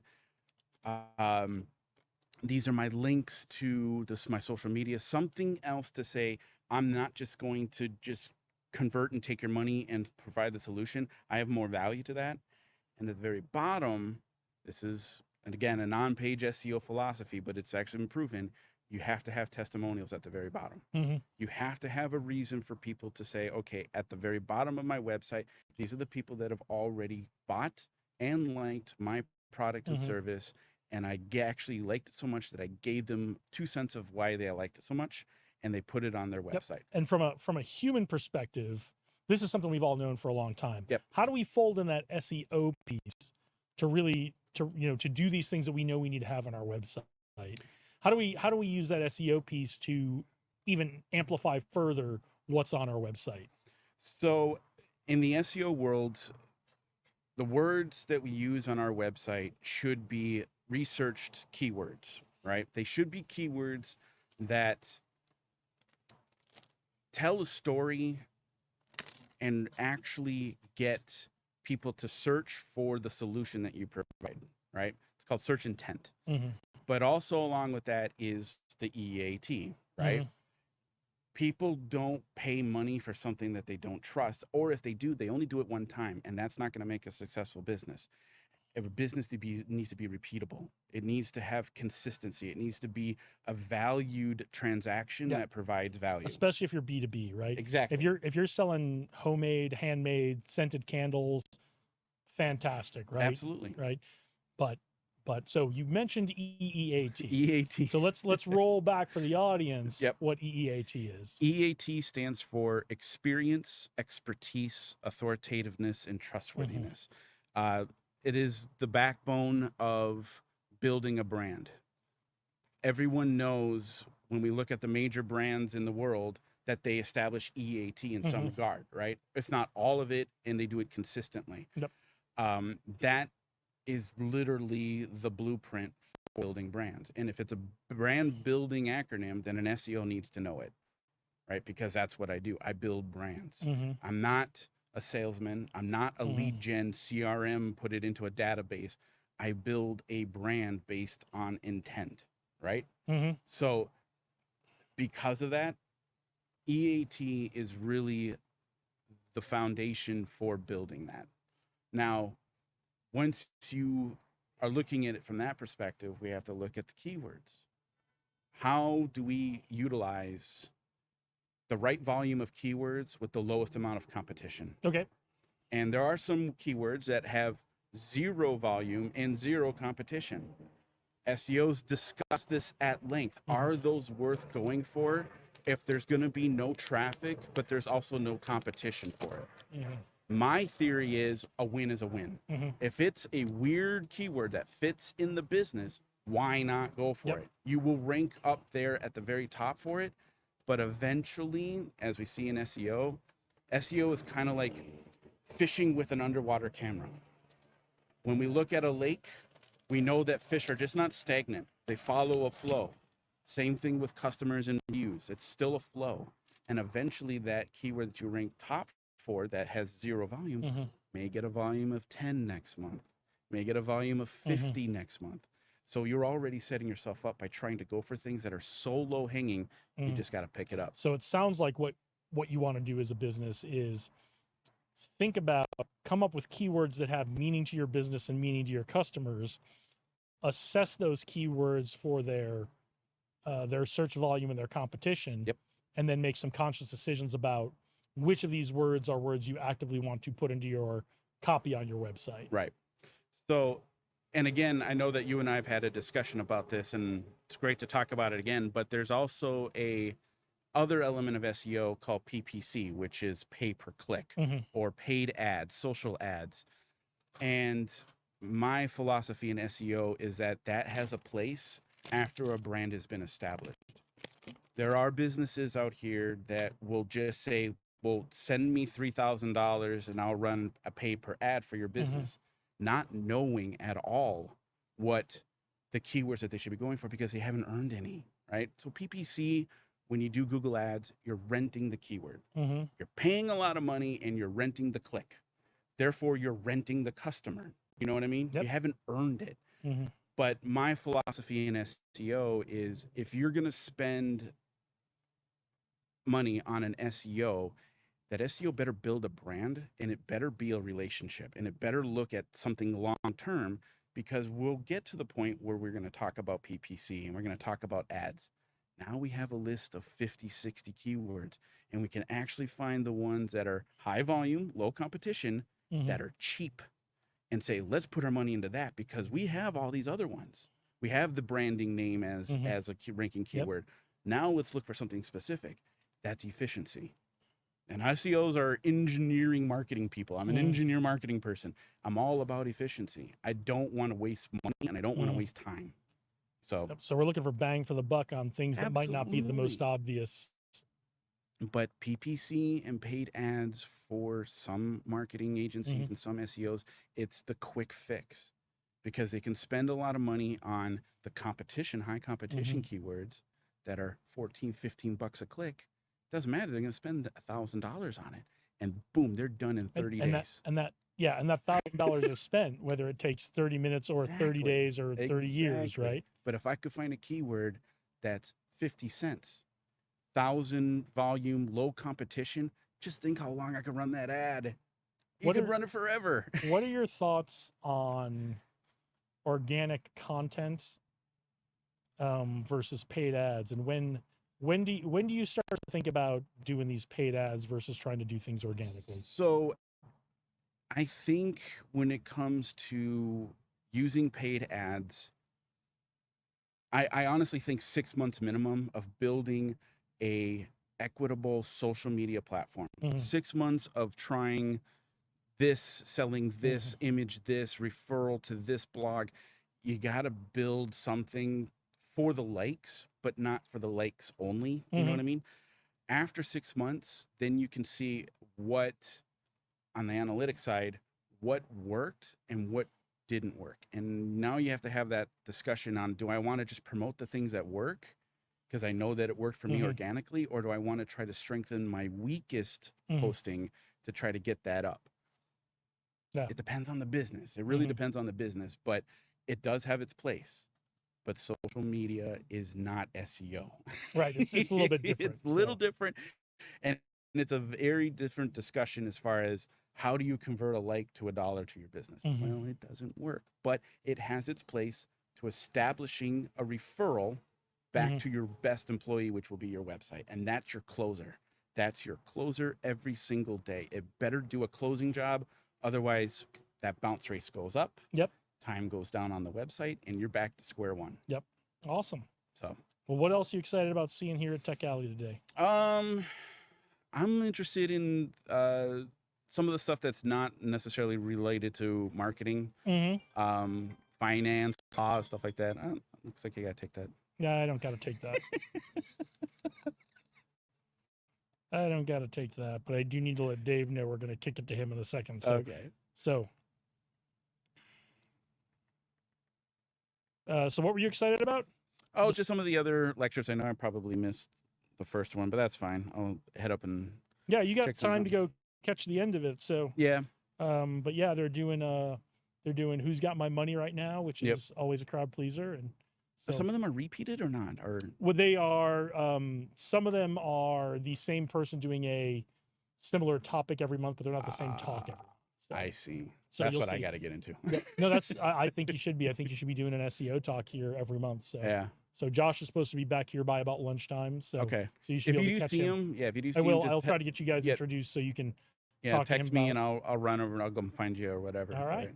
All right. Well, thanks for joining us No today. problem. No problem at all. We will see you Appreciate around it. down at lunch, I hope. Yeah, definitely. So, Eric Lacasse, everybody. Yep. So, All right, man. okay. So, yeah. And I'm going to kick it down to Dave Berlin. He is ready for us now. I think he is sitting in the Who's Got My Money talk. So, let's see. It seems like a big town, obviously the strip and all the stuff, all the movies, all the TV shows, all the cool stuff about Vegas as a city. I've been some of the best lifelong friends. If I ever move from this town, Dave is still one of my best friends. Kurt Walker is still one of my best friends. You know what I mean? There's people that I know who will walk through the gates of hell.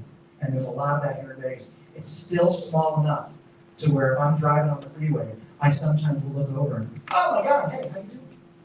It's still weird. It's a big town. It's still kind of a small town vibe. It's not going to be like that forever. It's no time flat. But like I said, I've been here 26, almost 27 years, and it's still, it still kind of feels like that. So so tap into the community, definitely. Make friends, build your network. Some of these people are going to be the best friends that you've ever made. So let's see, I'm just going to refer back to some of my notes here. Okay, so let's go over some real life examples. I kind of breezed right through a lot of this stuff, but there actually are a few real life examples of companies that have grown through sales that you may have heard of, right? I'm not going to specifics. Companies like MailChimp, Basecamp, if anybody's ever used that before, it's kind of like a Slack. Yeah, like Asana or Slack or something. It's a communication tool that helps you organize your company. That started through revenue. GoPro, another big brand. Those are all they all started with sales-driven growth. and now they're considered to be leaders in their respective fields. So I would encourage you to check out some of the strategies that they have used. You can certainly kind of look those companies up, MailChimp, Basecamp, GoPro, those things. I don't really know exactly the specifics of what they did, but you can certainly look them up and try to mirror some of that, right? You can use their stories of how they scaled their businesses in the early stages and let those stories inspire you to find a sales and revenue strategy that works for you in your business. So that is kind of it as far as my presentation goes. So I'm happy to open up the floor to some questions.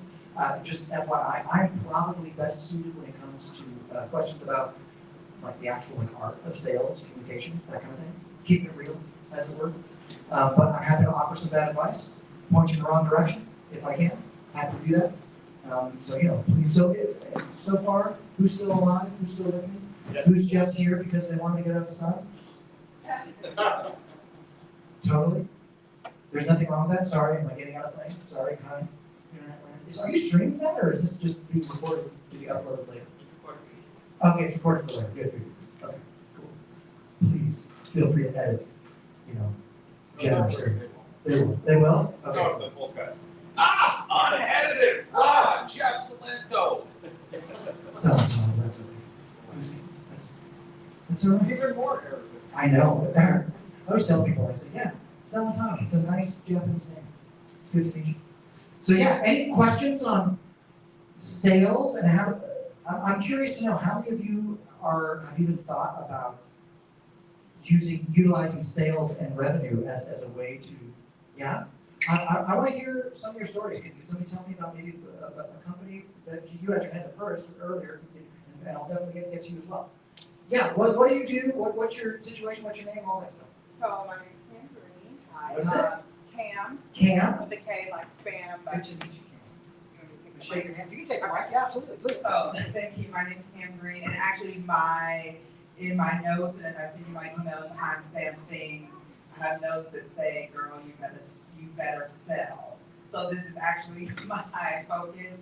And so right now I have a STEM education company called Junior Docs, and we focus on working with schools and students and teachers about building science, sense, and competence. So it's the on-ramp into higher level STEM topics. And so I have classroom kids, I have home kids, I do professional development and things like that. But for the last several years, I've done it off the side of my desk, and now I'm full time as of 2 weeks ago. Oh, cool. So it's like, that's great. That's my whole thing. I am bootstrapping, and I am getting this off the ground. Myself, I have had sales in the past. I've had sales from referrals, but now I have to take a proactive measure to that, and I'm kind of like, fish in water right now with that. So everything you're saying, I'm glad. I like Kurt, and I've been in some discussions when I'm glad you were here because it's just even the fundamentals just remind me that you have to sell.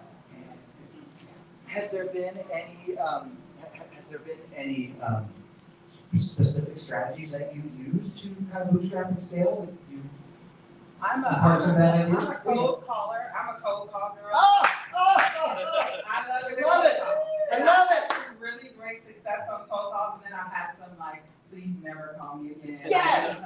Yes. So so I start there. I've tapped a lot of my network, and I'm still trying to figure out how to retap and reach out to other people. But I will cold call, will cold email, cold LinkedIn, cold DM. Yes. And just let's see what we're gonna do. Come on. That's cool. Sell me this pen. Yeah. Isn't that cool? Yeah. Anybody? I know you had your hand up. Yeah. Tell me a story. That is awesome. Yeah, that's awesome. Here you go. What is your name? Tell us what you're doing and what you do. I'm Nakia Davida, and my company is Mindsonics, where neuroscience meets the power of music. I'm a singer-songwriter. I've innovated to use music and the frequencies that I've infused to reprogram subconscious beliefs in the time it takes to listen to a song. And so this is a process that's been perfected over 20 years, and now I've innovated to include the music to turn it into a software platform. So I'm in development right now. I'm self-funding, so in the past, when I launched it under a previous name, many years ago, I pre-sold. So how did you do that? What did you do? Did you call people? Actually, public speaking, Okay. so, speaking engagements, so at first, you know, it was one-on-one sales, but then, you know, as I got my messaging together, getting booked as a speaker to do, say, an hour talk, on different stages in front of my ideal clients, and then built the funnel I use in Fusionsoft, now Keep, you know, to do the whole landing page, free gift, you know, opt-ins, and then automate the follow-up and things like that. So pre-sales with just a landing page and my CRM the first time, I have no website, no marketing, nothing. So with just a landing page and my follow-up campaign, I got to $100,000 in recurring revenue. Wow. For essentially 20 years. I hadn't had the thought to build it into something big, but now that I'm innovating, I can really infinitely scale. So I'm bootstrapping, but the strategy is definitely going to be, well, might as well do what I did last time, and pre-sell while I'm developing the tech. That's cool. Absolutely. Especially around cost for navigating through confusion stuff. That is, I hate that. There are far easier. There are far easier, but the fact that you have, you know, even. Since 2007. That's why you're there. Okay, I got it. Back then, there wasn't. Yeah, okay. Hey, that's good. That's good. Sell our software. What's that? Sell our software right now. Well, that's gonna take, yeah, we'll go through the whole program. I got a couple something.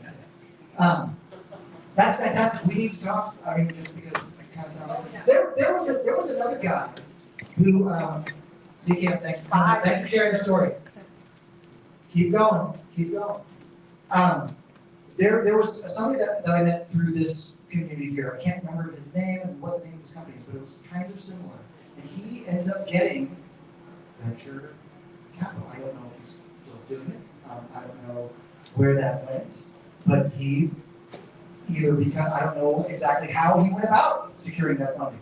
Maybe he did have some sales, but I would think that even in a niche like that, especially if you can prove revenue, then that would attract. There are investors out there that are into that. I know one of them who's got a lot of money, who speaks at like, you know, Davos and those kind of things.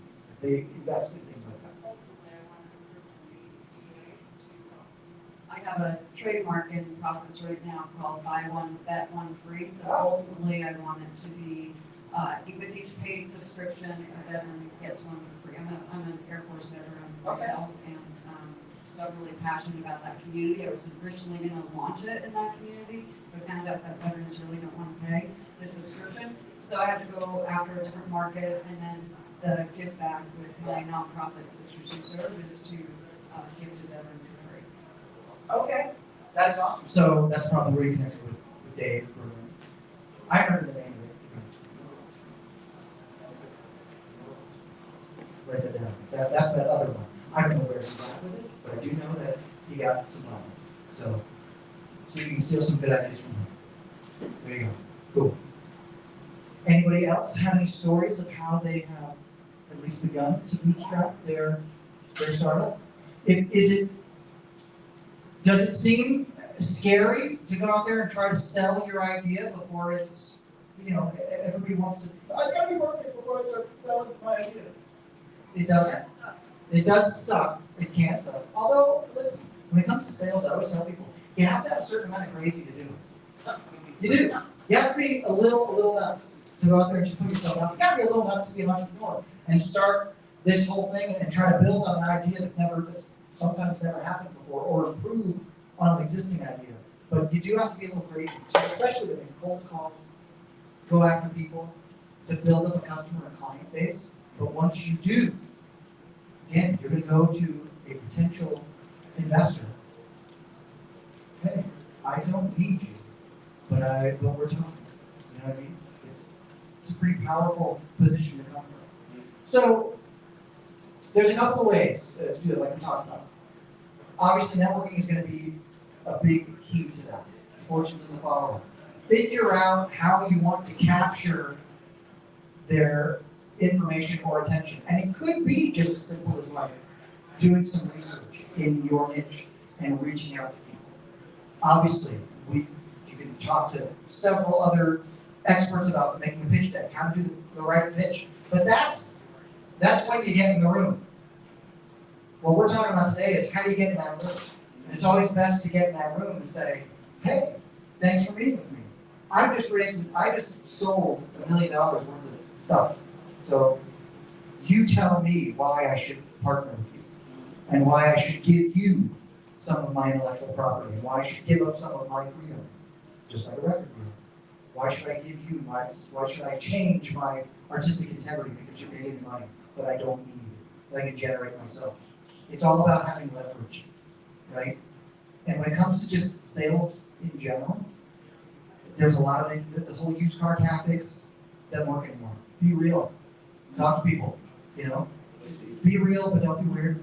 And again, there's a lot of sales trainings and sales courses, and sales programs, and sales mentors and masters. Jordan Belfort, Jeremy Martin, you know, all these, there's a ton of these like 20-year-old kids that are out there selling people how to be a sales, high-tech coder. There's tons of that. I've been in that world for a long time too. But at the end of the day, it's the art of communication. It's the art of connecting with people. You know, Dave and I can joke around and hang out and talk about music. He's also a really great DJ, by the way. If anybody here for his DJ service is really good. So he and I have, you know, a lot of similar tastes in music, and that's great. Find the commonalities. I mean, this isn't necessarily a master class on sales. I'm not going to teach you how to be Jordan Belfort in an hour, but nor do I possess those natural sales skills. All right. Hope you guys enjoyed watching that talk. That's coming from the Who's Got My Money talk we're doing here at Tech Alley. Third Saturday of the month, downtown Las Vegas, corner of Charleston and Main, centered around Taverna Costera, our wonderful sponsors who provide all the food and drink and a great space for us to gather as part of the Tech Alley events. So come on down today. We still have 2 rounds of talks left. We'll go into a little bit of what the rundown is at lunchtime about what's left to see, but there's really a lot of great talks left to be done. If you are thinking about coming down here, you have only missed the very beginning of what's going on today. And speaking of not missing out on anything, I've got Ben Lafsky with us. How are you doing, Ben? It's been a while. The last time you and I talked, we were doing this at the Las Vegas Robotics meetup, and we completely lost our camera. So let's get caught up. Well, great to see you and pleased to be here. Tech Alley is really one of my favorite events I look forward to each month. I come away energized. I always meet new people, and it's just one of the best events that I get to attend. Yeah, it's fantastic. What talks are you excited about seeing today? Who are you excited about well, my learning friend, from today? Josh Stacy has a company called Big TV, Mm-hmm. and he's developed an interactive model for business owners to basically talk to the computer, talk to the system, and it comes out with an entire set of recommendations about a business. Okay.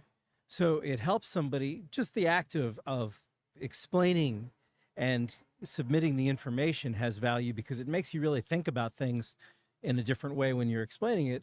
But it's a really unique way for people to start working on their business and get a concrete set of recommendations.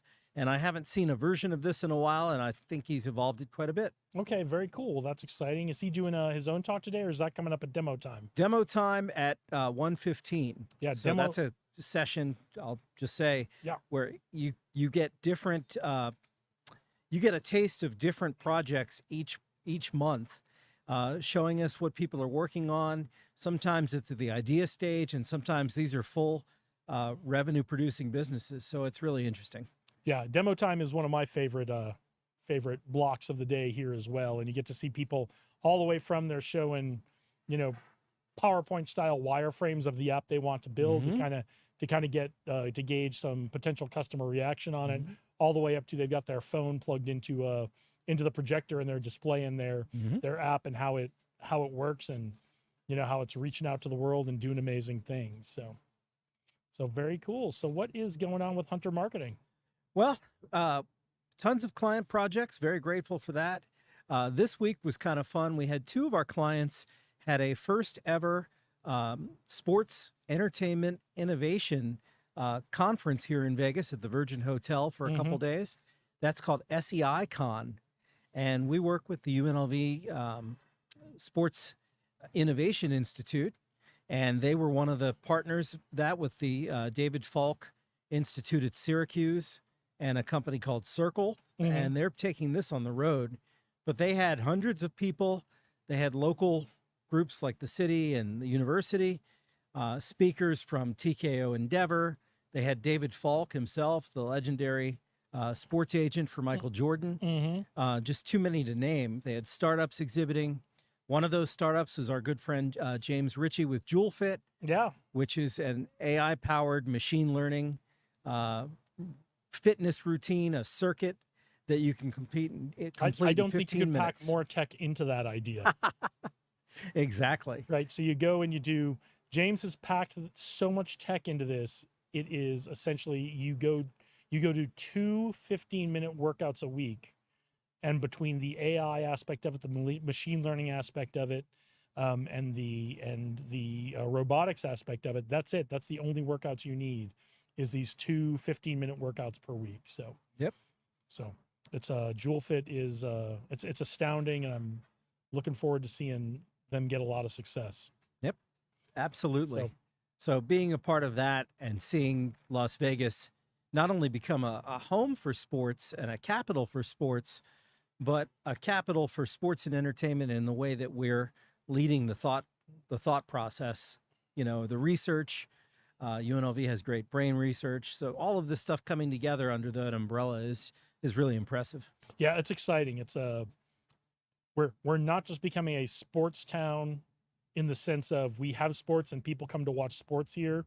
Is all these entrepreneurs and all these businesses are popping up to serve the athlete communities here, whether it's the Raiders, whether it's the Golden Knights, whether it's UFC, soon to be the Athletics coming here, possibly an NBA team. There's a lot of talk about that. So what I love, for many years, people have talked about diversifying the economy around, you know, so we're more than just entertainment, we're more than just hospitality. The sports has become an aspect of that. But what we're really seeing this go around in this part of the conversation is the entrepreneurs have stepped in and said, I have ideas. I'm going to support these communities with my ideas. Yeah. Well, honestly, our backbone, the Strip, and our hospitality and the ability to move people in and out of the city, it's like the perfect pairing for so many other things. Years ago, we have the World Market Center, which I'm a stone's throw from, where we've got, you know, home furnishings. That goes very well with the Strip. Esports, regular sports, not that esports is irregular, but all of these things pair well. Like the Strip is like the perfect wine with any meal. And all of these things, we keep finding more and more things that we can bring here, and the Strip just makes it successful just because we have those assets. Yeah, the critical mass we get from people coming to town, whether it's for conventions, whether it's for entertainment, whether it's for sports, the critical mass we get, that we get to show off the things we're doing here in Las Vegas. The Strip is such a huge part of creating that critical mass. Absolutely. So, all right, so we're about halfway through the summer. It's finally starting to cool down a little bit, although today you wouldn't know it. It's pretty funny when 112, you're like, oh, what a great break in the heat. It's 112. Only Give that to 112. me. Yes. When we were, what was it, 2 weeks ago? We were doing 120. Yeah. Like, and not like 120 like outlier. Like the 5 days up to that had been 115, 115, 116, 117, 118. Yeah, and not then just it was in your 5 days car. after that of above 150. So yes, 112. Into it. Yeah. So what are you excited about for the rest of the summer here? Well, one event that's coming up, because we run some event calendars for the city. One's Network.Vegas. So every summer, one of the best events is put on by the LVGEA, which is just an amazing organization that helps attract all kinds of business to the Valley here. It's called their Perspective event. And it's one of the events where you can just get a sense of everything that's going on in the city in the space of a morning. They have some amazing speakers. Jeremy Aguero is one of them that always presents the most entertaining economic summary you'll ever get. If you love data and you love entertaining stories, Jeremy Aguero is your guy. Right? He always Yep. No, brings the he's an best. amazing speaker. Yep. So looking forward to that event. It's usually about 700-800 people. This year it's at Caesars, so that's a great event Yeah, coming it's up. going to be great. I'm going to try Yep. to try to weasel my way into that. There you go. So maybe we can stream from there. Can we get press credentials for that event, Sophia? Done and done. No. So what All else? right. Anything on the personal front you're excited about coming up? Any cool concerts or shows you're interested in seeing this summer here in Vegas? I got to the Sphere for the Dead and Company. Yeah? I want to try and get them one more time before the end of the run. You've got time. Next week I've got a family trip. We're going to go up to the Bay Area, and I used to live up there, so it's a great thing, and it's also way cooler. Yeah. So I think we're going to go see some redwoods, maybe have some wine and just enjoy some time with the family. Yep. I love living in Vegas. I'm a big believer in living in Vegas. We have amazing things here, amazing community, amazing people, but it is the kind of city that you have to get out of here about once a quarter. And I was fortunate enough to be selected to speak at a conference up in Calgary in Canada a few weeks ago. So I got not only get out of the heat, but I got to go somewhere green for a little bit for 3 days. So I got a little break, and I'm just I'm resets gonna try you. to get another little break in a few more weeks, but Good stuff. maybe get down to San Diego or LA or something like that. But I love Vegas, but you gotta get out of here every so often. Every so often. So cool. All right. Cool. Well, it was great talking to you. It's just about lunchtime here at Tech Alley. So if you're heading down to lunch and you meet somebody cool, send them on up to talk to us. So always a pleasure Absolutely. talking to you. Thank you very much. We will see you around the patch here at Tech Alley. And Dave, jump in this seat All and let's right. get caught up on all the amazing things you've been working on.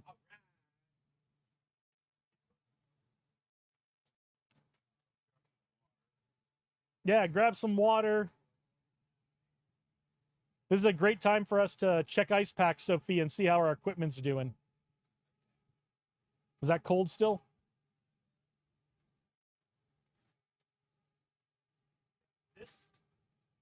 I think we need to do new ice packs, Sophia.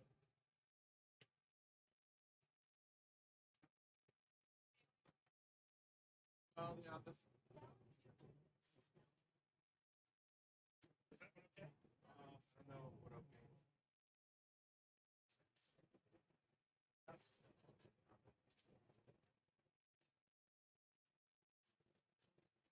Check 1, 2.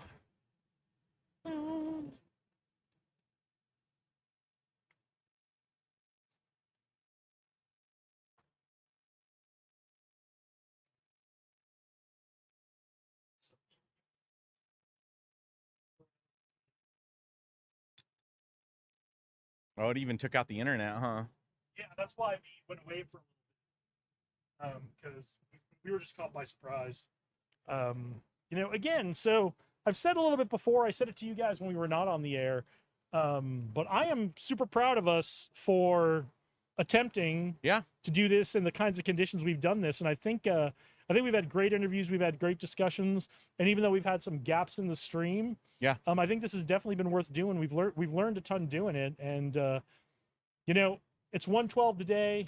I don't want to make any predictions for August, but I think I'm hoping it only gets easier from here for the remainder of the I year. think we may be on the downslope. I hope so. Yeah. So I made some calls. You made some calls? Yeah, I made some calls. Well, we'll do the best that that we call can. from Dave Berlin is worth its weight in gold. So I don't know about all that. So we just need to make sure we follow up for the August edition. Yeah, So- right. All right, Dave Berlin. We've all been up to a ton of things. What do we want to get caught up on? What do we where do we want? Like we were here just a month So ago. let's do that. Let's look at where we were at a month ago. Okay, And let's- what's changed. Okay, cool. Big thing. So I know last month we were talking about the idea of Freedom Week and really ramping that up to be the week after 4th of July. So for those of you that missed last month or you haven't seen any of this, Freedom Week was kind of this concept and idea where we had a big event going on with Vets in Tech, which Jason and I are part of, and it was going to be a panel discussion to talk about how veterans and really all entrepreneurs could look at different ways to get their business funded. It's funny, the conversation is starting to get a lot louder right now about, it's not like the idea of venture capital is getting, like, the reality of that is getting smaller and smaller. Very true. And it's something that, in my humble opinion, it's something that people should also take a look at the other routes of funding, because it can really cause a lot of stress.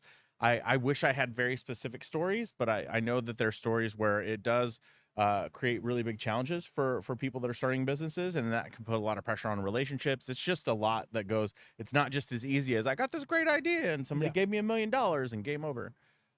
So the VetCap event was perfect for that. It was several different ways that people could get funding. Well, that was put together by Vets in Tech. It was a great event that we had scheduled for DraftKings. JP Morgan Chase was the sponsor, title sponsor for that. And we had that event, but there was also another event that was in the veteran entrepreneur space earlier in the week. So I said, what if we made this whole week Freedom Week, and we got some other veteran entrepreneur events? So very similar to Global Entrepreneurship Week that happens later in the fall.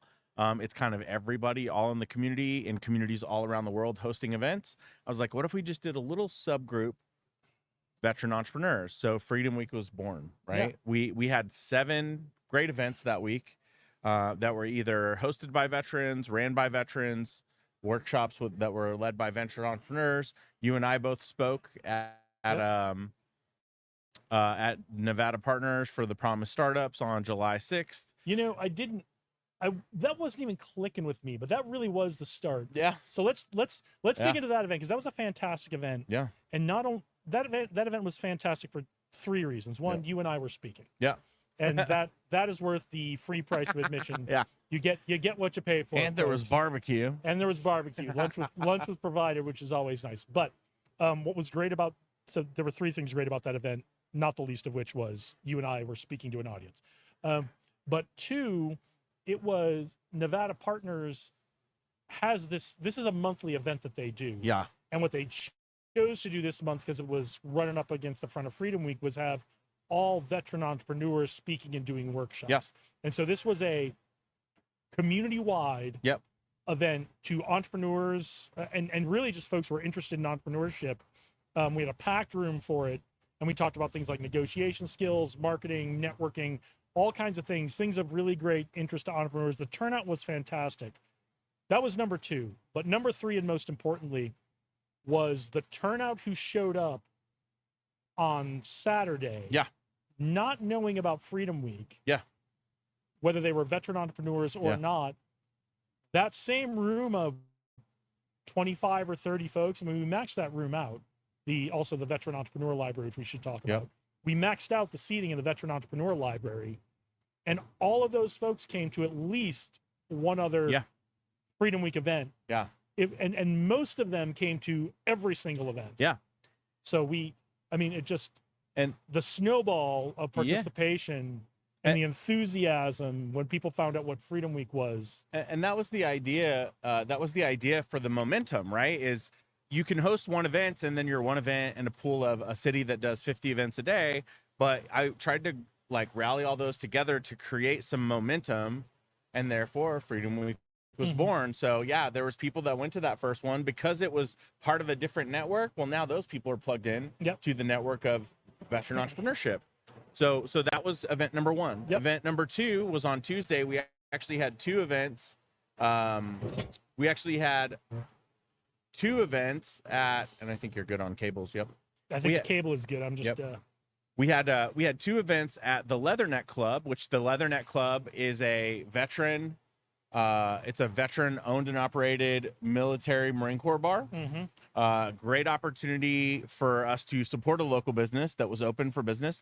We had office hours, which was earlier in the day, which could be anybody that comes to office hours, but there's 3 veteran entrepreneurs that also run incubator or veteran entrepreneur style organizations here in Las Vegas. And that's every week. That's every week. So mark your calendars. I'm going to just get a t-shirt now that says mark your calendars. But yeah, the whole idea there is on Tuesdays from 2 to 4. It is Taco Tuesday, and they mix up a different taco recipe every week. But the 2 to 4 is anybody could come and you can ask questions about your business. You could just be in the presence of other people co-working. I like to just get a beer and be disruptive to the conversation. Exactly. And that's important too. We need that. But with that, the whole idea there is that we're supporting local owned business, but it's myself, Edgar Rodriguez, who's with Bunker Labs, and Frank Manto with Warrior Rising. And we can answer questions about business, or sometimes it's just connecting dots for people. Yeah. So the next event that same night was a big one. Now this is one that's really going to bring some strong impact. This is a big deal. It's been a long time coming for Las Vegas. It's a piece we've really needed as part of our ecosystem. Yep. And I'm excited that Frank got this going and got the flag planted last week. Yep. So Warrior Rising is another incubator style veteran program. It's different from some of the other programs that are out there. And the opportunity there is you can run through programming. There's an online academy that people can kind of go through the basics of their business. They can go through the Warrior Academy and get a little bit more hands-on or in-depth to what they're doing. And then there is an opportunity for them to pitch. And if they pitch, they can actually get money. They can get money for their business. I think Frank got $10,000 or $20,000 for his Crayons Ready to Eat, which helped him get all the licensing and get everything that he needed. Yeah. And that was a very critical piece of his business. $10,000 doesn't sound like a ton of money, but if you're a business just starting out and you were looking at licensing fees, you were looking at getting marketing especially started, in a product-driven business, right? Product marketing started, ad buys, things like that. It can make a huge difference. Which is why he decided to volunteer for them and bring a chapter here. So Vegas will be the first actual chapter model with Warrior Rising that's coming, and it's coming here to Vegas. So really excited about that. And Frank did a great, he demoed what a very first session would be of what a Warrior Rising cohort would look like. Well, and to your point about kind of that momentum is I'd been promoting those events, and then somebody who then came to VetCap when they started or was already signed up for VetCap, then they started getting notifications that there was more stuff going on. I'll tell you right now, we had some very critical people in the room for that Warrior Rising event, and now there's already some roundtable discussions going about how to get funding, not just for Warrior Rising, but how we can get some government support for Warrior Rising, for Bunker Labs, for Vets and Tech, and kind of everything that's going on. So it worked out beautifully. Wednesday was a little bit more open. I wasn't trying to force anything. We didn't have to have an event every day. My whole purpose was to help people connect, collaborate, and celebrate the veteran entrepreneurship stuff going on. Thursday was probably another, if not the biggest day. And that some of that's very personal to me. One of the things that we did at Nevada Partners was we launched the Veteran Entrepreneur Library. Yes. And that is probably my favorite contribution to any organization that I've ever done in the space of anything. We had people donate books from all over the community, and people are still continuing to donate books. We have authors that are interested in having, their own shelf of all their books. If you want to get an idea for how many books we're talking about in this library, Darcy came to every Freedom Week event. And she came with a box of books so that she could scan the covers, scan the inside, scan the backs to go along with the, I assume there's like a website or a catalog, something. Yeah, I think she was keeping track. And I'll be honest, the mechanics of the library we're not 100% clear on. We will figure that out. Right now, it was just getting the books in there and figuring out the purpose of this place. And what it's done is it's created a formal place for people to connect and people to contribute to and tell their stories. And now that's going to serve as a backdrop for some podcasts and interviews that are going to go into the UNLV library. It just really turned into something that was something that I did not quite expect, but I'm so grateful. We had some certificates from the congressman's office and the senator's office and just all kinds of great stuff. So much support. And that was a precursor to that evening, which was the VetCap event. The VetCap event, there was something going on the whole time this week that we were really hoping for. We started working on this a couple months back, well, really a year and a half ago. We were trying to get a proclamation signed by the governor's office for Global Entrepreneurship Week. Now, normally proclamations happen at the thing for the thing, but we talked about last year, the challenge was Global Entrepreneurship Week was the same week or same week as F1, Mhm. which last year everyone was paralyzed by what F1 might be, what it might do. Nobody knew what roads were closed. So it was really hard to get anybody to participate. This proclamation was a way to get in front of that conversation early. Yep. So I remember Shaq, high five to Shaq over at Lieutenant Governor's office. Not that Shaq. He's calling every day, like, dude, I don't know if we're going to be able to do it. And then it was after we left the one event, he's like, okay, it has been signed, but it's not the real copy. And it was like, there's this whole thing behind it being the real copy. We can't like do certain things media wise without the actual copy, but there's some things we could. So it was this whole restriction. But that night at VetCap, at DraftKings, hosted by JP Morgan Chase, we got to formally announce that the proclamation had been signed, and that we were going to be able to announce Global Entrepreneurship Week officially for the state of Nevada early to really, now we're on that road to GEW. Yeah, now we're on the path to GEW. And what was fantastic about all of Freedom Week is I really think it met and exceeded the goal of not, because the goal was getting people aware and thinking of Global Entrepreneurship Week in November. And I think what we got was people going, I'm not just aware about it, I'm excited about it. Yeah. And now we're starting to see some of the groups of folks, like you talked about at the Leatherneck Club that day, like they're starting to go, oh, let's do this. Let's do this together. Yeah. Let's get this going. Like, let's get this going in August. Let's get this going in September. Yep. All geared towards things that are gonna happen and culminate during Global Entrepreneurship Week in November. But like we blew the awareness thing out of the water. Now the excitement and the action that's being taken is incredible. The momentum towards November is incredible. Well, that wasn't it. The next day, Urvinus, and I have to give a super shout out. Urvinus, consulting, I believe, Urvinus Solutions. It's basically, they have a few different tiers of how they support businesses. One of them is coaching and consulting. Yep. But one of them, they also have a media arm, and they actually volunteered a lot of their services, as did you with Sophia. Shout out to Sophia over at Daymaker Productions. Really volunteered to capture a lot of the stuff that happened during Freedom Week, and that's now going to be able to tell a really powerful story as we put that stuff together, not just for this year's Freedom Week, but how that parlays into Global Entrepreneurship Week. But I'll talk about my magic wand and what I really think is going to happen. But yeah, so they had a workshop that they do in the entrepreneur space, just kind of boots to business type thing. Yep. That's open to anybody. They had a great workshop for that on the Friday. And then the big thing to cap off the week was TJ and the crew over at the Veteran Social Club had a big social event over at Old Red. Super fun time. Yeah, they're at Blake Shelton's bar on the Strip. So here we are, 4 stories up, just having a great time. It wasn't going to be a rooftop. It was supposed to be a rooftop, which I'm glad it wasn't. We would have all died. And it just perfect cap to the whole week. It doesn't storm hard on the Strip very often, but it did for about it did for about 15 minutes that day.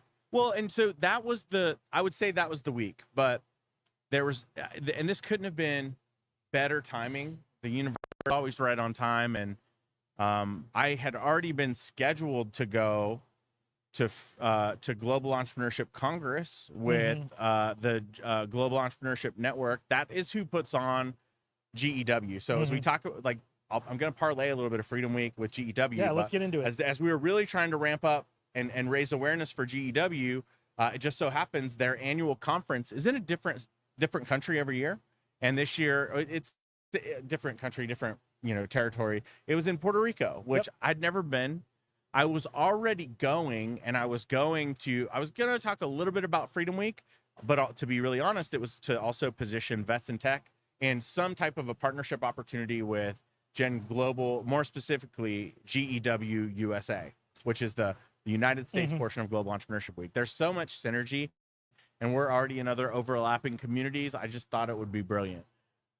But then when this whole proclamation was on the line, there's only been a few other states that have got the proclamation. And since we got it signed that week, I got the opportunity to share the experience of Freedom Week and all the momentum that we've got in this community at the roundtable discussion for GEW USA. I'm still trying to find the words. I've actually had to rely a lot on ChatGPT to help. me tell, like, because I just keep I'm just beside myself by the people that I met, by the people that I ran into. And by ran into, I mean like turned around, physically ran into somebody who had been, watching Vegas from afar, or somebody I was been connected to on email in the last couple of weeks. And it was like, I think the big thing was ecosystem builders are definitely a type. We are a very specific category of humans that sometimes we don't see or know how to take care of ourselves first, because we just want to see the community win. Not always a good thing, but it's just who we are. Yeah. But to be in the presence of so many other people that do just that, it made me feel like, as I mentioned to you and a couple other people, like, get ready, because what I thought it was is actually way bigger, more powerful, and it's really has the opportunity for us to bring a lot of stuff together. So that all now lands us to where we're at we are now on the road to GEW, but a quick little magic wand. Freedom Week works so well. I hope to see some type of partnership with Gen Global, specifically GEW USA.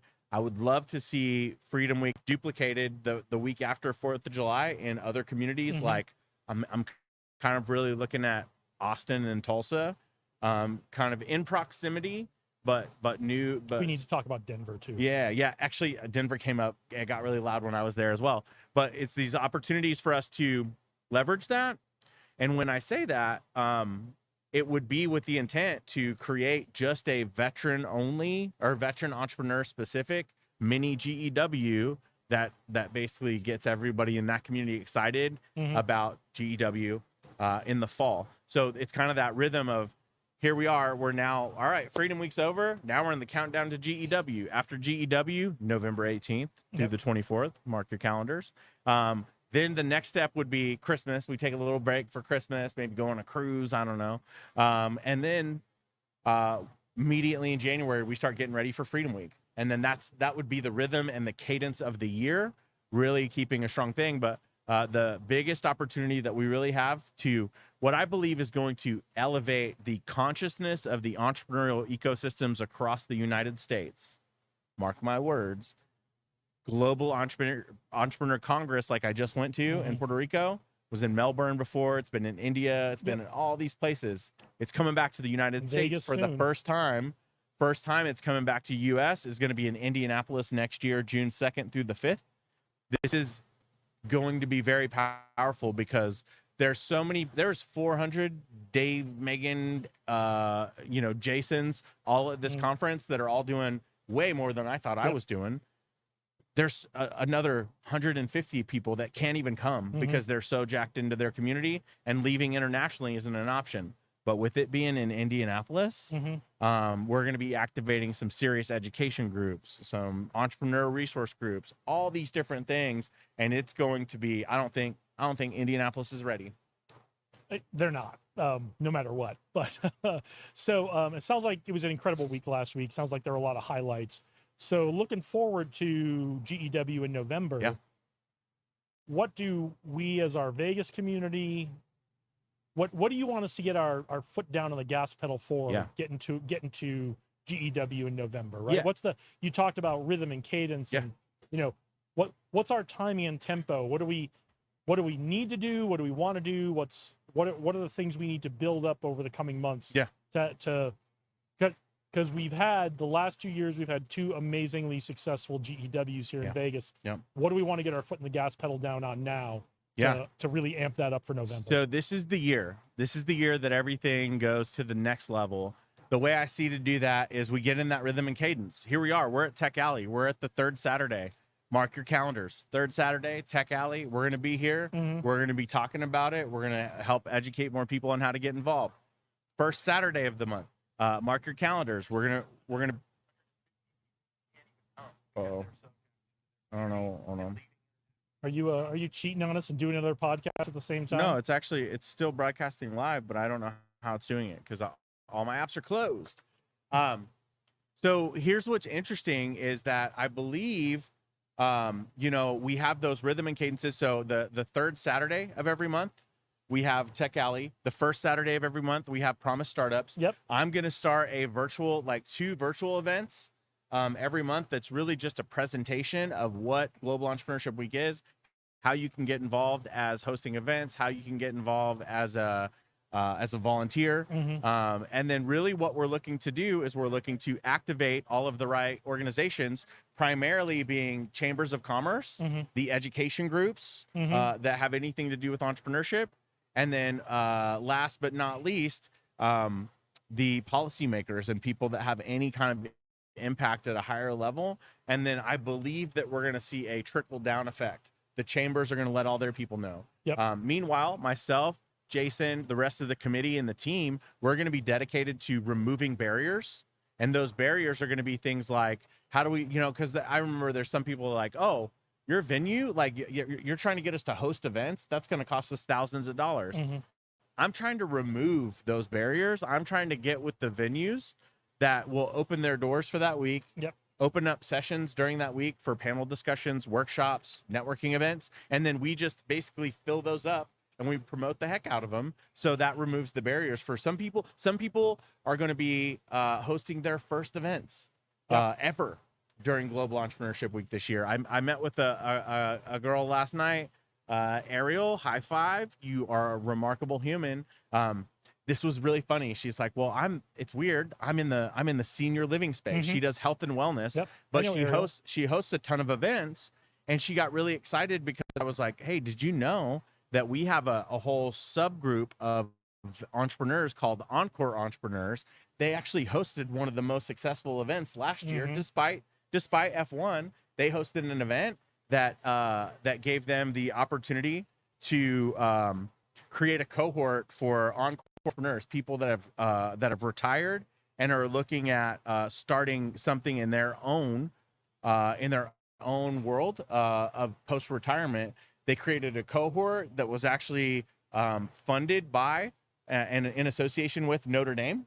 And that cohort has now graduated their first round of entrepreneurs. So it really is for everyone to participate, to be involved, and we're going to help remove as many of those barriers as possible. Fantastic. So last thing, we talked a little bit about it because of the VetCap event, but Vets in Tech, what's going on with Vets in Tech? What are we getting excited about doing? I know we want to try to get a chapter event going in September. I think we want to try to do another big event in the fall with a conference potentially coming up. I don't know how much we can say about that. Yeah, there's a lot of stuff in the works. Vets in Tech is even I continue to learn more about how many resources we have as an organization, how much reach we really have into other communities.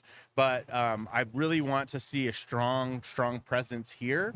And then I want to be able to bring people back here, in that sense, and connect the dots back here to Vegas. So however we can do that, we really want to get ready for everything that's coming. Because it's going to come and it's going to come very fast. So the thing with Vets in Tech is there are other events that are happening in San Francisco. Like last year, we went to the gala. We have all these other opportunities of things going on. VetCap, which we did here, we'll be doing in a few other communities as well. So it's been really fascinating to see. So the events calendar is coming soon. We're going to be working with Ben and the team, the committee for Global Entrepreneurship Week to make sure that everybody's in the know, but get ready because the goal is we hit it hard. We show the world, who we really are. Yeah. All right. Any other highlights you want to hit us with before we let you out of here? No, I'll tell you what I saw as, and this is kind of important because we're starting to see this trend across the entrepreneurial ecosystem. It was very loud at Global Entrepreneurship Congress. And I don't know that it's really reaching all of the communities yet. So, and this might hurt some people's feelings and it might crush some dreams. Well, that never happens on the internet. But it's this conversation around venture capital and the actual ability for a company to come through right now and get funded to get venture capital is actually getting smaller and smaller every day. And it's this conversation of, I was in a group of people just talking And I realized that I was actually talking to a lot of the speakers. Like we actually got to go out, paint the town a little bit. And when I looked at the 15 people at the table, like 12 people were speaking at Congress. And I was joking with somebody and I said, yeah, you know, we live in the Shark Tank economy where everybody watches this show. They see somebody with a good idea, gets $1 million. They think they can do the same and then it's game over. And That and is- if that were true, I Yeah. wouldn't have a problem. But that's not how not- angel investing in VC really works. Well, and it's not even how it works on the show. Right. Like they get the deal, but then that deal gets chopped into a million pieces behind the curtain. But more specifically, and somebody that was on the second panel that I watched, he goes, we're in a day and age where this is the Shark Tank economy and people are romanticizing the fallacy that they're going to have this great idea that gets funded by venture capitalists and then it's game over. And I was like, he quoted me. But then I heard the best one. The idea of getting angel funding, or more specifically venture capital funding, is like trying to take financial advice from somebody who won the lottery. Yeah. And I was like, wow, that's really powerful. It's fair. So the challenge, here's what you see as a result of that.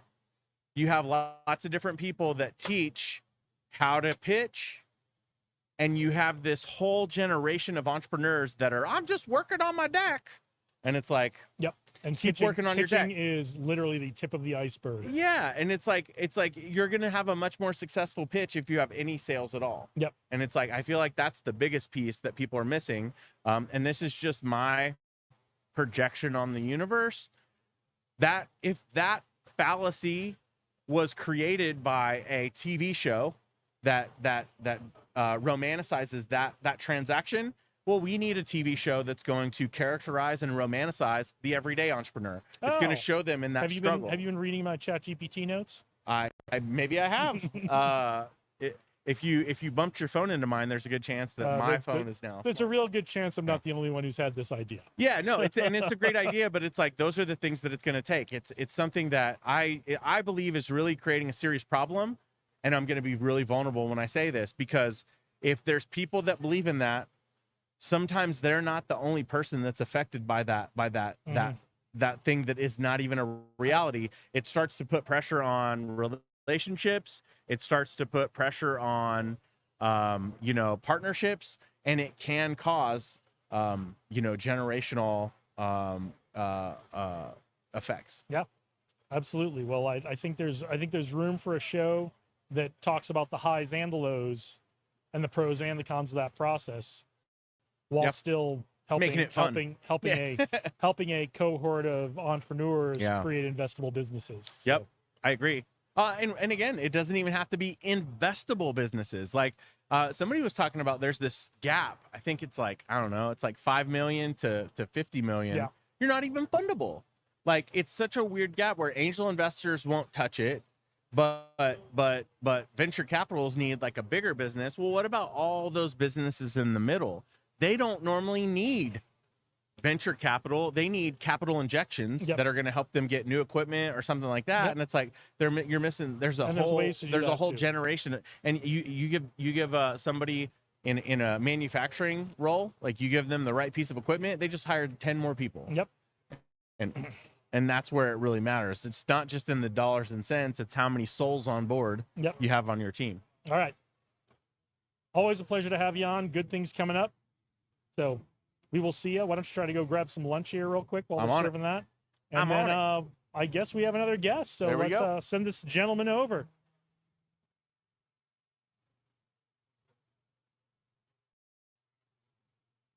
Come on, we're ready for you.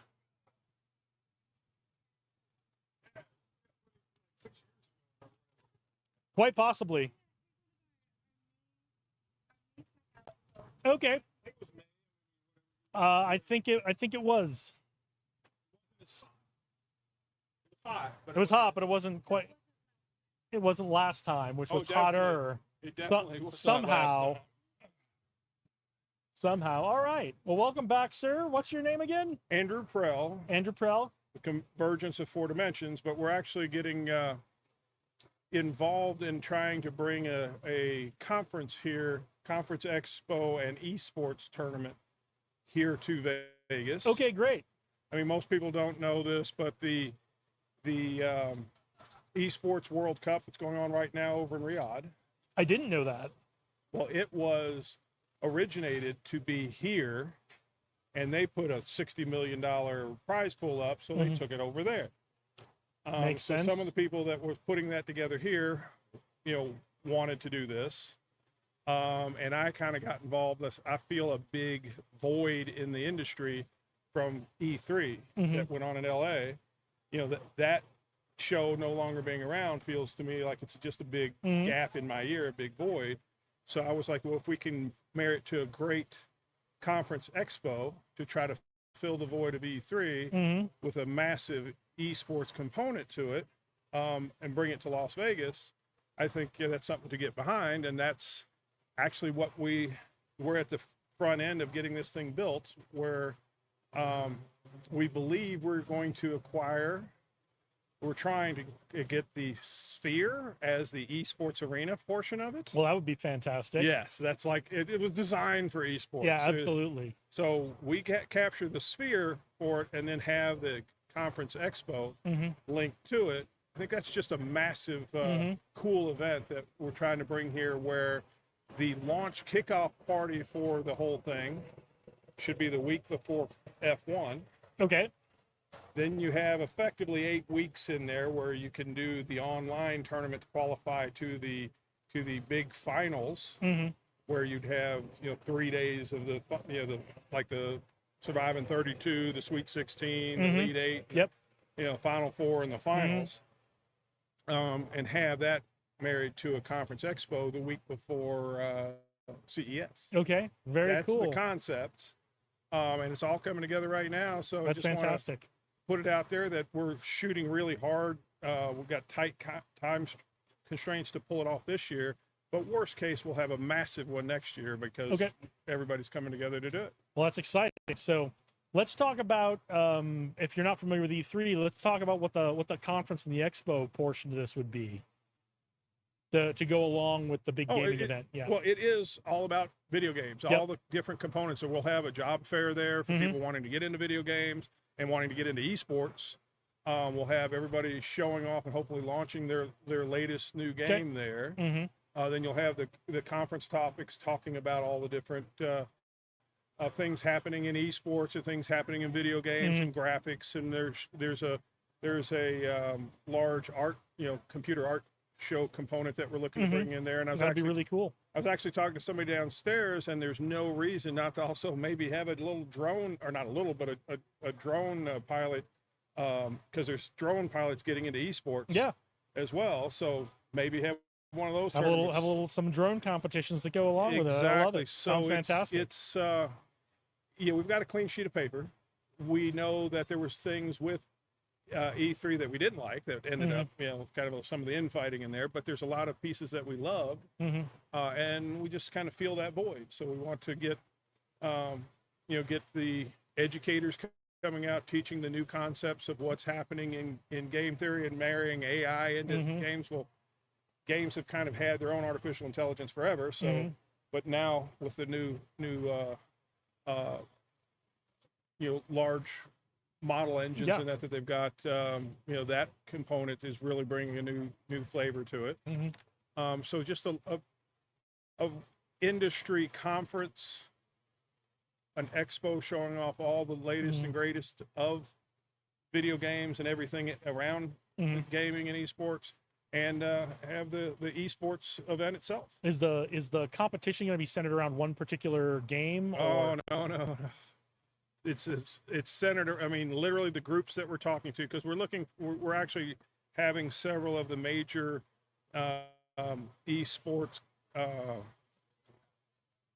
companies, the ones that put on these massive tournaments, vie to get, because having having a $2.3 billion stage, being the Sphere, is a massive thing right there. So we're having them fight to propose to us what they want to do, and it sounds like we're talking about bringing together over 1,000 esports teams that will compete across the whole genre of different games, and then the finals will get to an epic finals. But And we're talking about using the sphere itself as effectively a featured table, if you will, just like Yeah, at the World Series of Poker. I can only imagine, you know, when you get to those finals and you're going to have 8 or 10 teams and gamers up on that stage, but the real main event is going to be what's going on the walls of the sphere, both inside and out. Oh yeah, but I mean, so we're planning on having the sphere over the 3 days. Yep. But having sessions of each of different matches going on. And in the conference area, we'll have an area set outside so you can have just like the World Series of Poker. Yep, You have absolutely. a feature table that's broadcast to the world. Yep. And then you have, you know, people walking around seeing what's happening between the secondary matches that people can also watch online. That kind of thing. But, you know, having that over several days, it's just this massive, you know, festival of games kind of thing is what we're doing. Sounds It's amazing. really what we want to bring to the entertainment capital of the world. It sounds amazing. Have you talked to the folks at the Sphere about it yet? We're in negotiations with them as we speak. I can imagine their creative teams are kind of salivating at how they can create this event. You can't convince me that the creators of the Sphere didn't do that with esports in mind. Oh, I'm sure they did. I'm sure. I mean, I can't even imagine that they pigeonhole themselves and even saying, these are the things that are happening today that we'd like to, like. I think the vision is so much bigger for revolutionizing entertainment that this esports is just a small subset that fits into the larger vision that they have. But what they have is the ideal esports arena. Absolutely. Yeah, it's the largest stage in the world, and it's meant, you know, if you want to be the true. I know the World Cup's going on over in Riyadh right now, and a huge prize pool. Yep. You know, if you want to be seen around the world in the coolest environment, the best tech in the world, that Sphere. There's I mean, no better. There's no better platform. I remember when you know, we got our new Atari. You know, back I do too. And Space Invaders came out. We had a friend that was a projectionist at the local movie theater. He had at that time like $120,000 projector that was meant for, you know, taking anything he wanted and feeding it up to the. We connected our Atari to that and played Space Invaders on a 40-foot screen. It was fantastic. Yeah. So this would be the same thing. This is just the ultimate experience in video I'm games. so excited. I'm looking forward to it. And so we'd like to have you out there. we will come. We will stream. We will do interviews. We will apply for press credentials, and we will be part of it. So now is there a goal of having one late 2024, like a 2024, 2025 thing happening? Oh, Or yeah. No, I mean, we're planning on having the kickoff one. We're trying to, and it's a lot of work to try to get done in just a few months, have the actual festival party kickoff the week before Formula F1. One. Okay. Then you have all the qualifying tournament stuff going on. So that goes on all over the world, right? That goes on between the teams. Yep. That everything's broadcast online, but they can do it from their studios or where their main. They can link across and compete to get in, and then bringing everybody together for whoever's the surviving ones when you get down to that last 64, 32, whatever, bringing them here for those 3 days to work up to the final event. And it's a perfect time to do it because it's kind of dead time in Las Vegas. There's plenty of hotel rooms. There's plenty of. Well, it's the week before CES. Before CES, right? Yeah. So right after New Year's, and before CES Mayhem, we've got a slot in there. Nice little slot there to come in and do 64 team tournament. Yeah. So like people can come for New Year's Eve and stay a week, or people can come a week early for CES. Either way. Either way, it sounds exciting. Yeah. What else do we need to know about it? Where should we be looking for this and keep in mind and planting our flag so we get the updates? It's right now 4E Games, which nothing's live. Nothing. Well, the 4E Games, 4E.games is actually live, but it's not telling anything right now, other than maybe a teaser video that is premature. That's okay. But it's going fast and furious, and we've got a really good set of people putting it together at this point. Some of the top consultants in the industry have joined into it, so we'll see if we can pull it off. Well, we are wishing you the best, and we are excited about finding some way to participate and be part of it with you. So sounds awesome. It's 4E Games. Go bookmark it, even though there's nothing there. But no, 4E Games, you can actually go to that website, but the website is just just a little bit of placeholder graphics So right just now. go hold the place now. More to come. Sir, it was great to have you back. Well, thank you. We'll see you. Thanks for joining us. Thank you. Take care. Hopefully I get my other. Yeah, we can get that for you. So we'll find it for you. Yeah, let me give you my card. Just reach out to me, and just drop me a note that you wanted to get the copies of both of these, and we'll. That's the time a couple months ago when I had the kiosk. Yeah. I don't remember when it was, but Okay. probably. Yeah, we'll get them for you. So yeah, reach out to me and we'll get you those videos, and then we'll talk about doing some kind of live stream participation from the event. So cool. Thank you.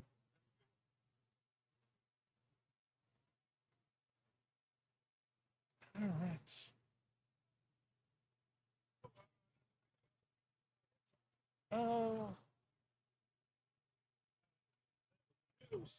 Mhm.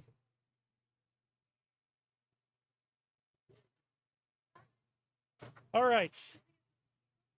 I was gonna say it's almost 1. I know you have a hard stop at 2, right? So unless we have anyone waiting, I would say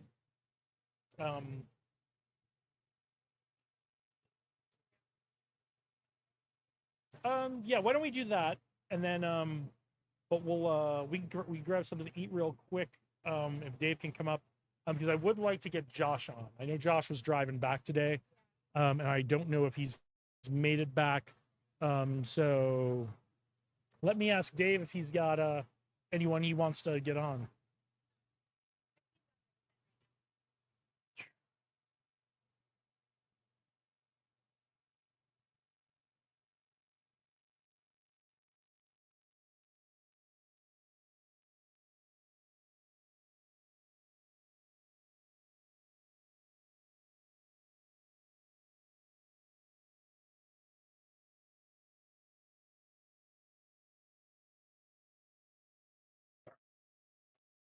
We're going to take a little bit of a break here, but we'll be back here with what the rest of the plan is in just a few minutes. Keep watching the stratosphere.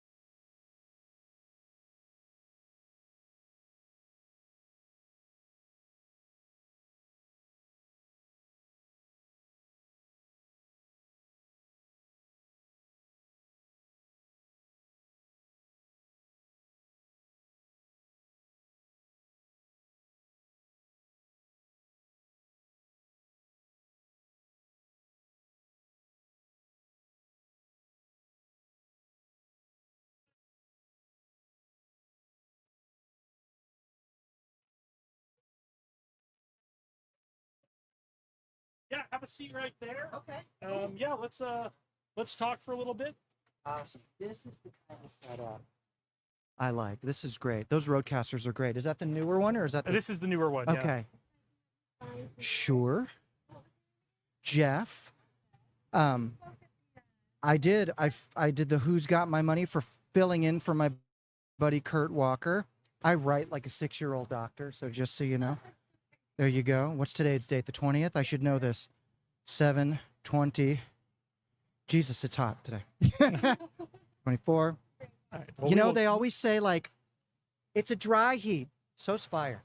Fire's a dry heat, too. My oven's a dry heat, too.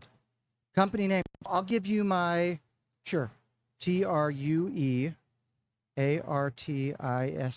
True Artist 360.com, if you can read that. Email, Jeff, oh man, I am terrible, at TRUE Artist. Well, thanks to our 360 audience for sticking with us through all of this. I hope it's not as hot as wherever you are. Are you still live streaming? We've been live streaming, except for one little hiccup where our 5G Wi-Fi got too hot. We've been going the whole time, so we've been going man. since 10 this morning.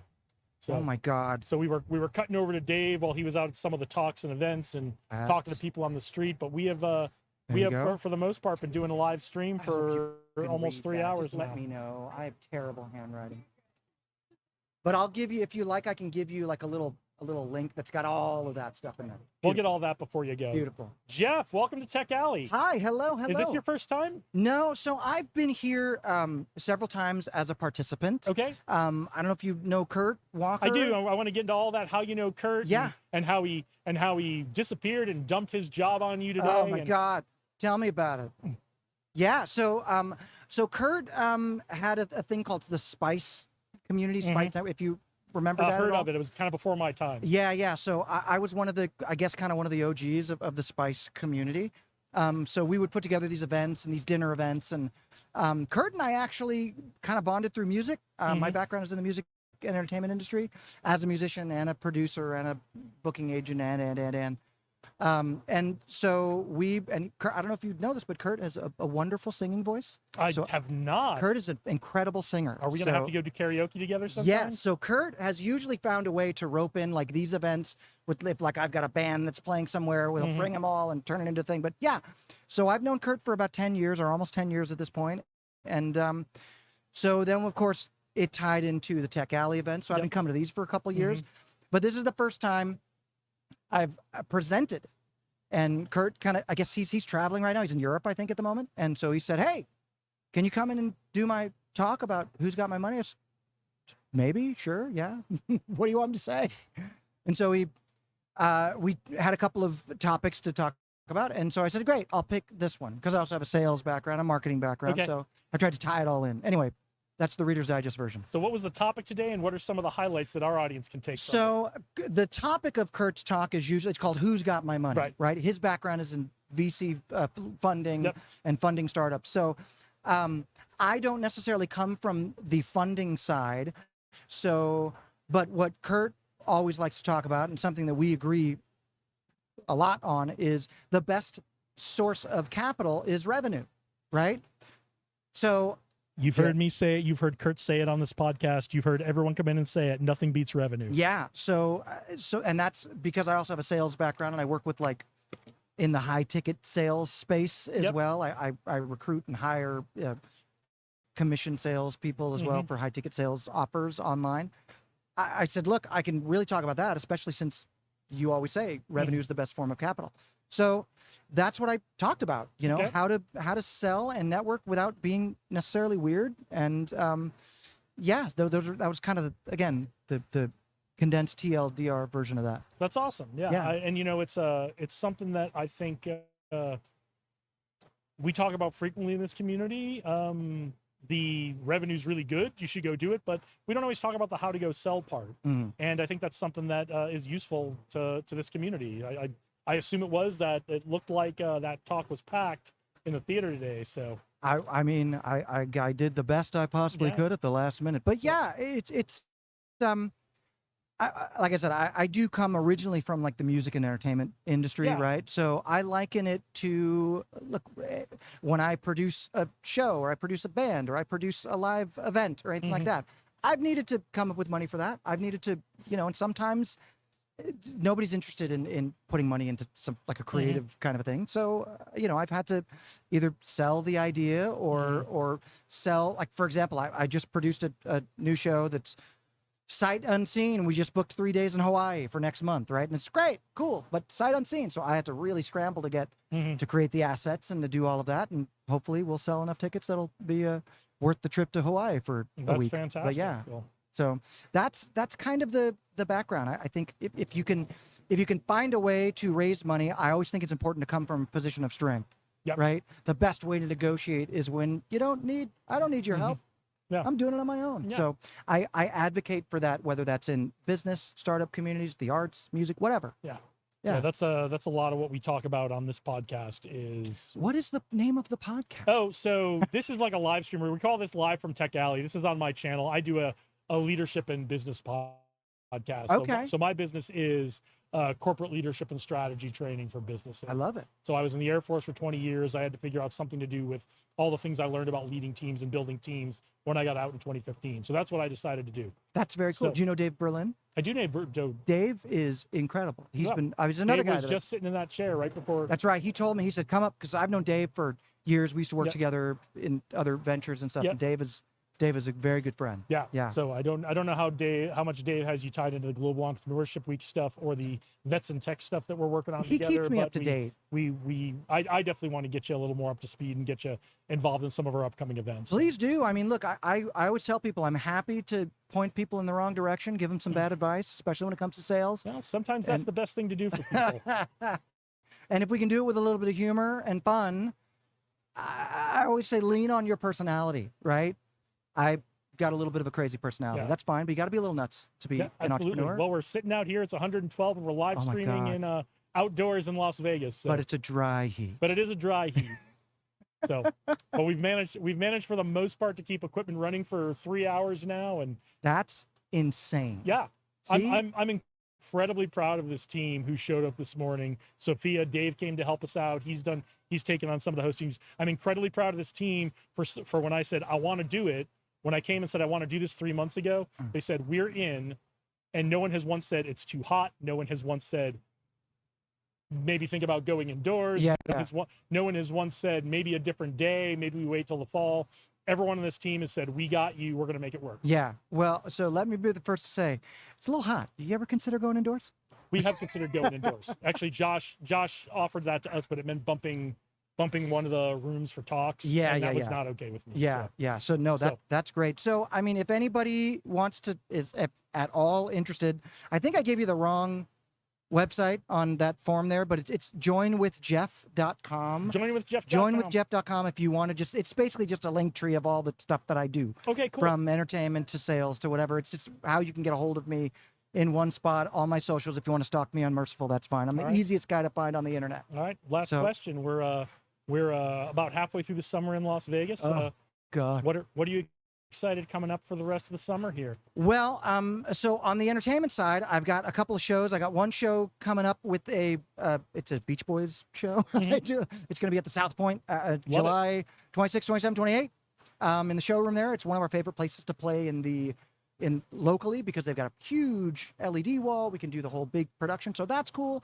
I've got a couple of other production shows that I've built up and produced, like the one that's coming up in Hawaii. So if Okay. anybody is in Hawaii, there's a show called Pet Sounds Live. It's great. And yeah, so that's kind of what I've got coming up as far as helping entrepreneurs.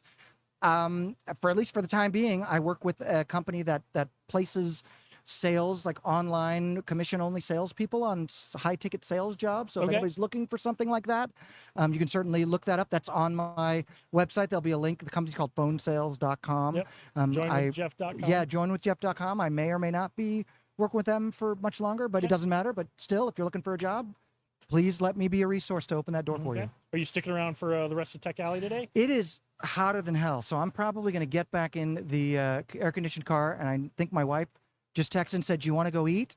And I just ate. So that's okay. That's okay. I'll tell her, yeah, sure. Of course. As long as you're spending time with your wife. Yeah, well, yeah, that's kind of the idea. Yeah. You know, I mean. Well, Jeff, it's been a pleasure. I'm glad we caught Dude, you today. before Thank we left. you. Thank you for calling me up here. What the hell Yeah. do I have to say? Absolutely. No, you said a ton, and it sounds like this morning a lot of people got a lot out of your talk this morning. I so. said a lot, but didn't say anything. That's the magic. That is the magic of being on stage. That's- Isn't that what we're all shooting for? Well, if I may, you gotta kind of be a master of the art of bullshit.